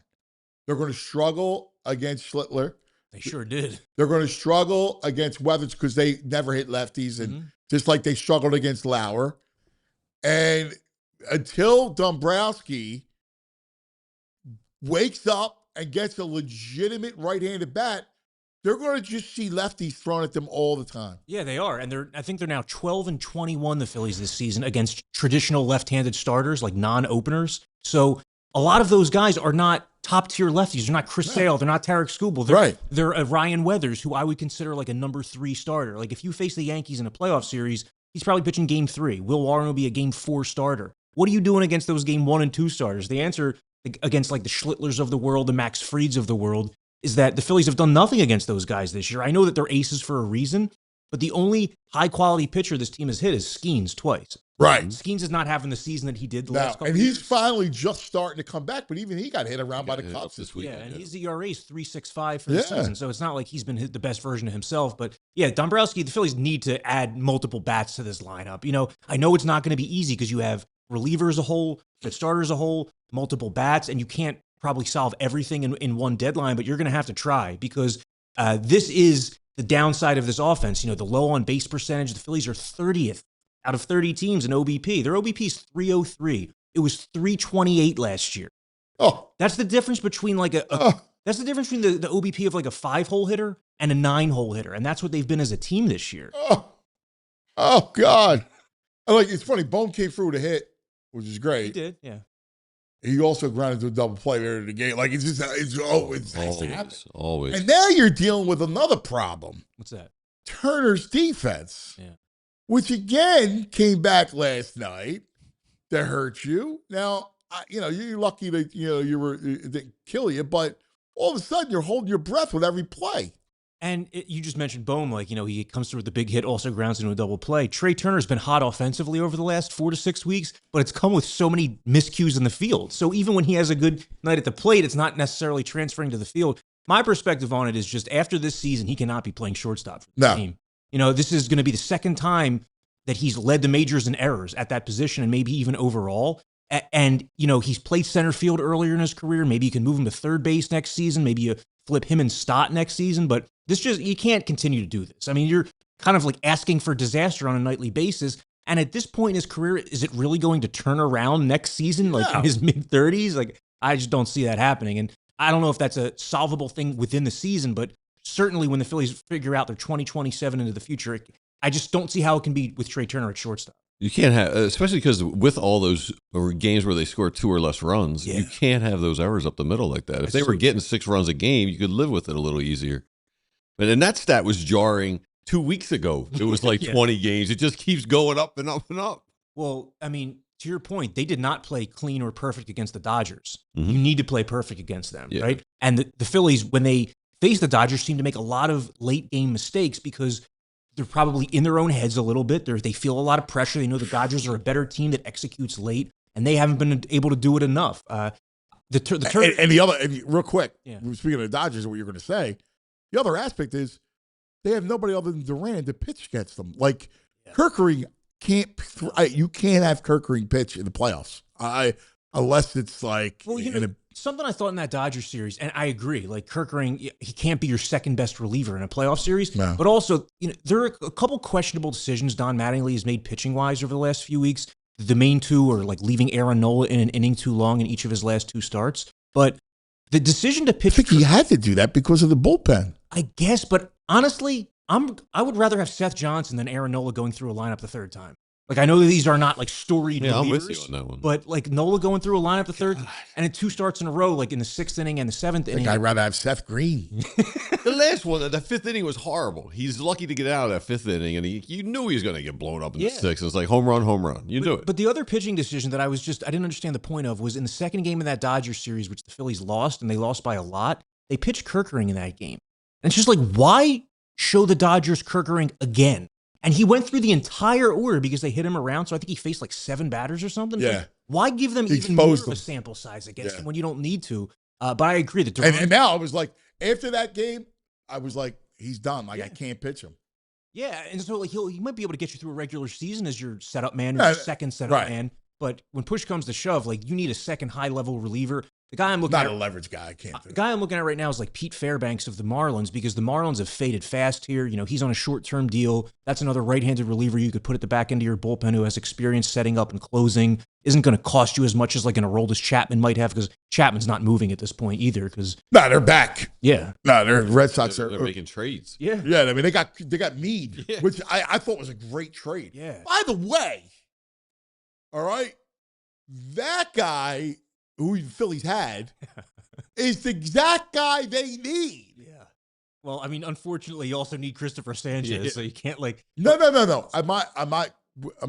But getting Curtis Meade back, I wonder if they had any conversations. Yeah. Well, so it took the Red Sox kind of early. I mean, that's a good young arm. Yeah. Good young arm, and it also shows you how much you're going to have to pay to get like any substantive right-handed bat. It's amazing though. Meade's exactly what they need. I was like, oh, God. And he seems like he's really like hitting his stride. I know, man. His power. And you need somebody like that who hits for power and takes walks. Because looking at this Phillies lineup right now, the league average walk rate this year is 8%. Guys, like the league walks 8% of their plate appearances. The Phillies have 2 players on their entire roster who are walking more than league average, Harper and Schwarber. Everybody else is way below the league average. Someone like Brandon Marsh. His walk rate is plummeted. So Marsh has had a really good first half, but his on base percentage this year is lower than it was last year. Yeah. Because it's almost like he's traded the walks for singles. So there aren't enough guys on this team that have a way of getting on base when they're cold.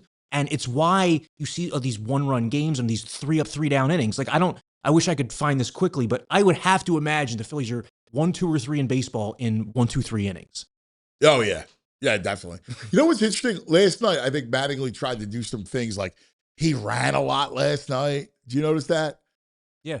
There's a double steal. Yeah. He took advantage with Harper and Schwarber. You're going to have to do things like that. That's the other thing I was going to say about like the Nationals. So the Nationals with Curtis Meade, right? They've been the best offense in baseball most of the season. Well, yesterday, Wood and Abrams hit 2 home runs apiece. Yeah. So you have the power up top, but you also have guys who take the walks and Wood, Abrams, and Meade. But you also have speed at the bottom of the lineup. Like that guy Nasim Nunez on the Nationals has 30-plus steals. Like the Phillies are going to need to do more of that to just like, if Justin Crawford gets on first base, send him, and like maybe he's going to get caught a couple times, but you need to figure out ways to score here.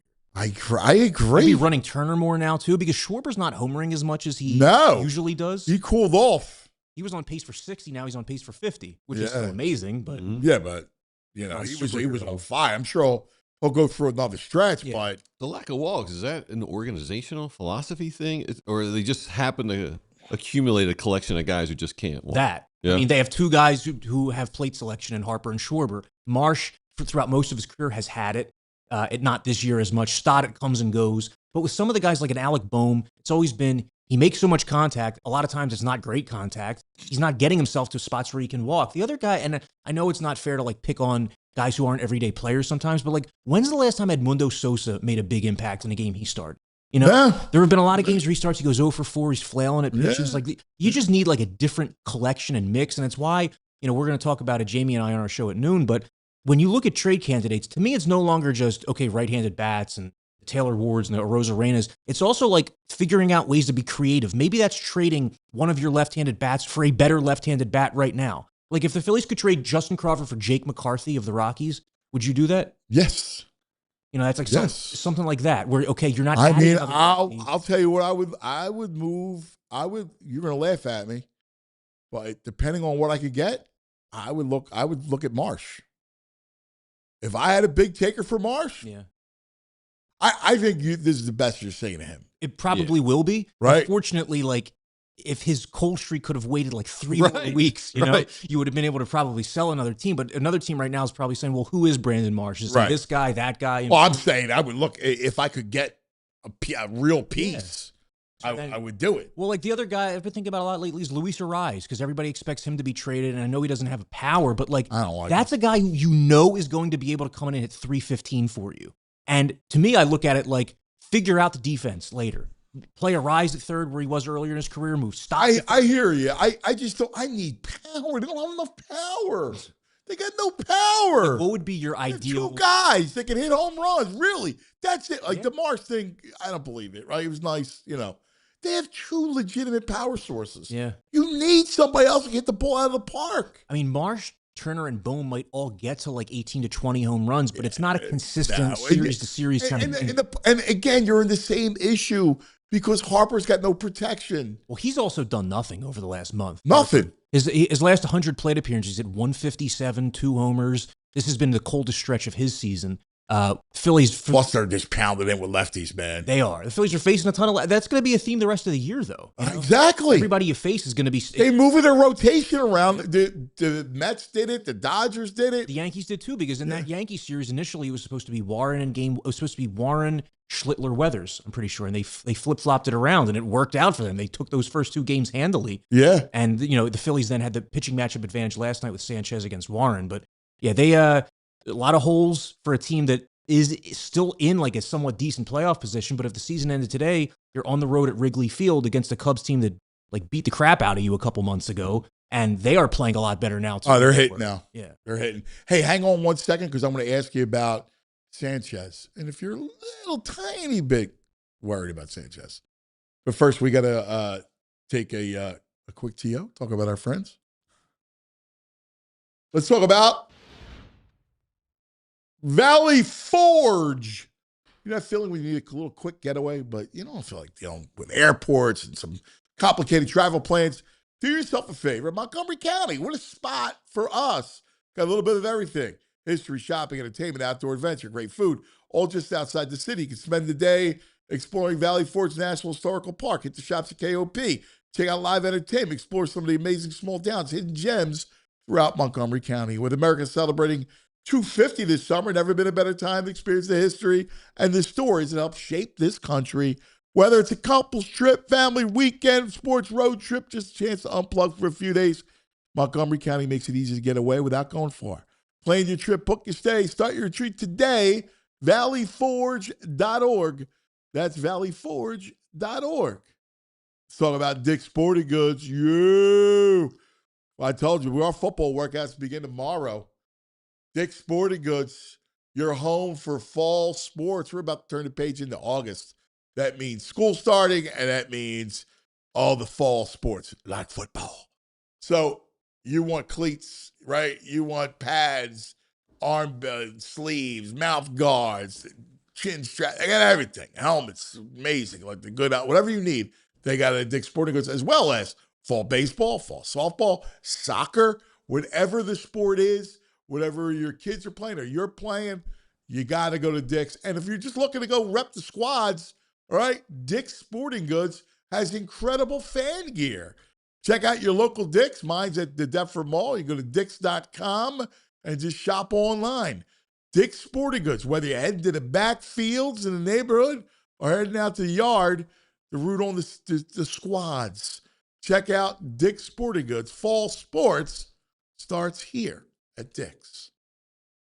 All right, back with Core. Core, all right, Sanchez, big lead. Looked like you would give the bullpen a big rest. Should have went 7 last night. At some point in the 5th inning, I was like, is he going to get through it? Yeah, and Joey Votto was talking about that too in the middle of the game, how like it seemed like Christopher Sanchez's outing was going a lot better than it actually was based on like the middling to soft contact the Yankees had been making. But he did labor through the middle innings there. And he is, he's not quite the guy he was early in the season. His last 8 starts, Christopher Sanchez has a 5.16 ERA. And all season, aside from the 50 scoreless innings, he has been putting on more base runners than you would have expected out of a sub-3 ERA guy. He's just so good at maneuvering his way out of those jams because of the sinker and changeup. Like he gets a lot of double play balls or he gets that big, jam pop up when he needs it. But I do agree that like right now, Wheeler is clearly ahead of Sanchez in terms of who's pitching better. Like if the playoffs began today, he's my number 1 starter. Totally. Yeah. I'm going Wheeler. Honestly, Luzardo's been pitching better lately. Yes. Luzardo, I know the Phillies didn't win that game, but that is a big game pitcher, man. He pitched well. And he pitches well against really good teams. Yes. I know the Yankees are not the offense. I agree. But like that is a big game pitcher. I would have to figure out like who I want. The shame is you want to go left, right, left to split them up. But, if it ended them, I agree with you. I mean, you got to go with your horse. And that's where it benefits the Phillies that they're such different lefties, Sanchez and Luzardo. Sinker changeup versus a guy who has more velocity with the slider and sweeper. So it's different looks for the hitters. But that was just like one of my main takeaways from the weekend is that like really every time Luzardo faces the Dodgers, the Yankees, the Red Sox, he was great. You can pencil him in for like 6-7 innings, 9 Ks. Yeah, Friday night he was just boom, boom. Yeah. That was an incredible game. I actually enjoyed that game watching Schlittler and Luzardo go toe-to-toe. Yeah.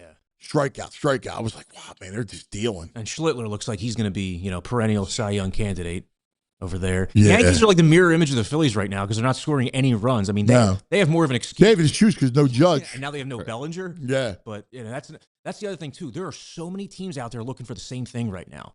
There's so many teams out there looking for right-handed bat. And most of them aren't going to be able to fill it. So. No, and you look around baseball, like, I don't know. I mean, is Seattle going to make a move with their guys? That's one of the big fascinations is all of those American League teams can't buy. They can't all decide they're in it. So, like, the AOS, you have 3 teams that are a couple games under 500. So, like, the Mariners, I think, are 3 out, something like that. But they're also 2 games under. They make trades all the time, whether they're ascending, descending. So that's why I still think that a guy like Randy Arozarena might be gettable. You're gonna have to give them something appealing. In that sense, it's good for the Phillies that Andrew Painter's made a couple of good starts in a row at AAA in case they want to dangle him for somebody who could help win now. But there's only to me 10 clear selling teams like Giants, Rockies, Mets, Reds, Angels, Athletics, Blue Jays, Tigers, Twins. Other than that, but even the Twins aren't like Buxton's not doing it, right? Like, I don't know. Jim Salisbury said last week that he said he didn't name the Phillies player, but he said a Phillies player told him that Buxton told. Yeah, so. But then somebody said that was from 2 years ago. So it could, and who knows if it's still true? I mean, the Twins have continued to lose since then, but who knows what Byron Buxton's top priority is? Every time he's been asked about it, he said he wants to stay put. There's just so few guys that can actually make an impact in terms of offense that are going to move. That's why you see the Phillies pivoting potentially to trading for a better starting pitcher than we would have imagined, because maybe that's a more impactful move in their eyes. I mean, you need one to get through the rest of the year. Like, so you need Robbie Ray, but you're not getting better than Robbie Ray. Like, this Skubal conversation is silly. They don't have enough to Agreed. And that's not the best use of your resources anyway. No. The starting pitcher conversation, the reason you hear it becoming louder and louder too is the Phillies are rapidly reaching a point where you can't even use Nola as a number 4 starter in a playoff series. So if you get in as the wild card, right, and you have to use, say, Wheeler and Sanchez in games 1 and 2 of a wild card series, and then you get to the NLDS, you're going to need a 4th starter in that spot. So that's why a Robbie Ray makes sense to get as opposed to, generic number 5 starter who doesn't give you anything. Yeah. But even with that, though, like, we see this team lose 1-0, 2-1 all the time. Yeah. That's the biggest fear. I mean, I'd rather just get 2 bats and a reliever. See how it goes. Yeah, the problem again is we talk about these bats, like they're all crapshoots, man. Yeah, There's like Elliot would you Ramos. look at like, I mean, here's the thing. I go through these teams over and over and over again, and I just feel like they're the same names. And like VG mentioned Spencer Steer a few weeks ago, who's an interesting name, but he got hurt last night, left with a wrist injury. Not great timing there. Heliot Ramos of the Giants, who's been rumored to the Phillies, has been in a tailspin over the last. Oh, he's been horrible. You know, like 2. I know that Park doesn't do anything. No, it doesn't help anybody. Shea Langalier's hopes gone. He looks like he's out for the season, maybe. Yeah, he's out. And like Brent Rooker of the A's is out for the season. He's been out for a while, but that's another guy who might have been a fit here. You know, the other part of this too, and talking about being creative, is maybe the result is you have to move Schwarber back to left field. Like talking about Luis Ariz earlier, like maybe the solution is like get a guy who's not an outfielder, and Bohm becomes the DH and Schwarber goes to left field. Like, you just have to be creative. I mean, that goes back to Suarez. Fix this offense. Yeah, exactly. Like, does that make you a better team? Probably. It probably makes you a better team overall if you bring in Eugenio Suarez. He's a better defender at third than Alec Bohm. Bohm becomes a rotating DH. Schwarber goes out to left field. Your defense in the outfield suffers, but your offense is better because of it. I mean, Arenado has bounced back with he's a half-decent year. I mean, he still could play a little bit. I mean, he's better than what you got. Yeah. Well, that's another team. Talking about Schwarber going to the outfield and not Bryce Harper. Yeah. And still, that strikes me as something that if it happens ever with Harper, it would happen after an off season of working through it. But everything has to be considered right now because this might be the best chance you have with this core. You know, like how many more years do you have where everybody's going to be healthy together? Wheeler, Sanchez, Duran, Luzardo, Harper, Schwarber. So gotta. And then we get back to the other aspect, which is the bullpen. I mean, again, who's your setup guy? Who's your leverage guys? You don't trust big Jonathan Bolin all the way through. I mean, he's been pretty good, but I don't know if you're he's talking against the Dodgers. Yeah. Right? Like, what are we doing? And the lefty relievers. The lack of a lefty reliever they can rely on has hurt the Phillies this season as well. Gage. Yeah, you might see him up again. Alex McFarland, you might see up again, but they got some work to do in this final week leading up to August 3rd. Big time, buddy. Brother, you're the greatest. We'll talk to you later in the week. Can't wait. All right, we love you. We'll be watching as you go down the hall. All right, heading over right now. There he is, Corey Simon, on the in the Xfinity studio here. Let's take a quick TO, talk about our friends. Let's talk about TrueMark Credit Union. We love our TrueMark Credit Union. What a financial institution. It's a financial institution for the people. It's something that we love, something that rewards the way you already spend your money. That's what you get with the Everyday Elite Visa credit card from TrueMark Credit Union. We're talking 4% cash back on eligible everyday purchases, including gas, I don't know, maybe a little basketball merch, tickets, who knows. For a limited time, new cardholders get 0% introductory APR on purchases for the first 12 months, then 17.99% APR after that. More cash back, less cash. Apply today, TrueMark.com, or stop by any of the TrueMark Credit Union's 24 branch locations. Rates based on credit worthiness, 4% cash back on eligible purchases. Bonus categories capped annually. Restrictions apply. Visit TrueMark.com for details. Insured by the NCUA. All right, how about let's talk about the BetPark Sportsbook online casino app. Yeah.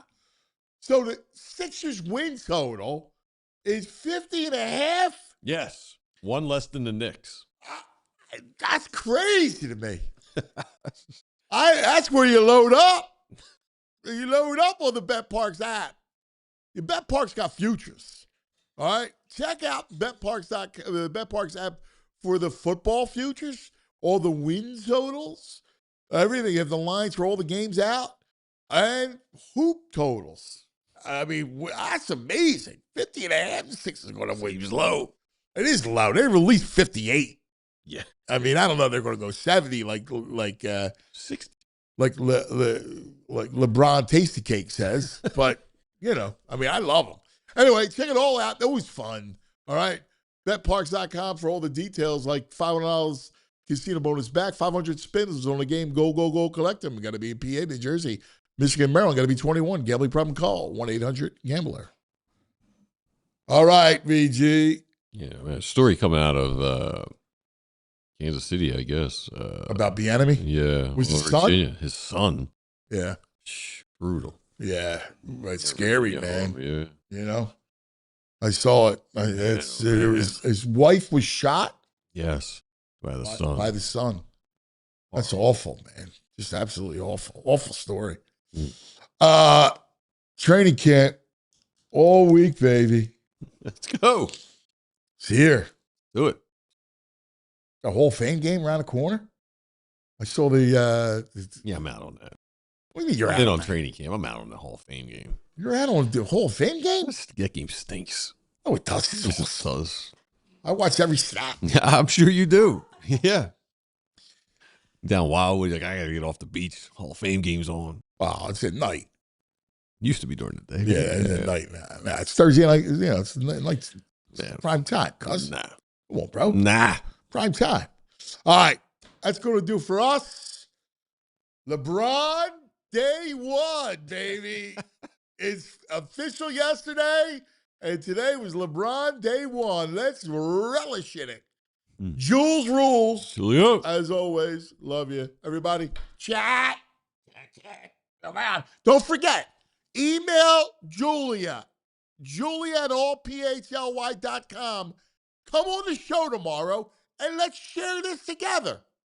All right? Between 11 and 12, our Love Philly, I want to love you guys up. And tell us how you feel about LeBron. Let's party it up. All right? Email Julia. She'll slot you in. All right. Have a great day. See you tomorrow. We all silly like the mayor.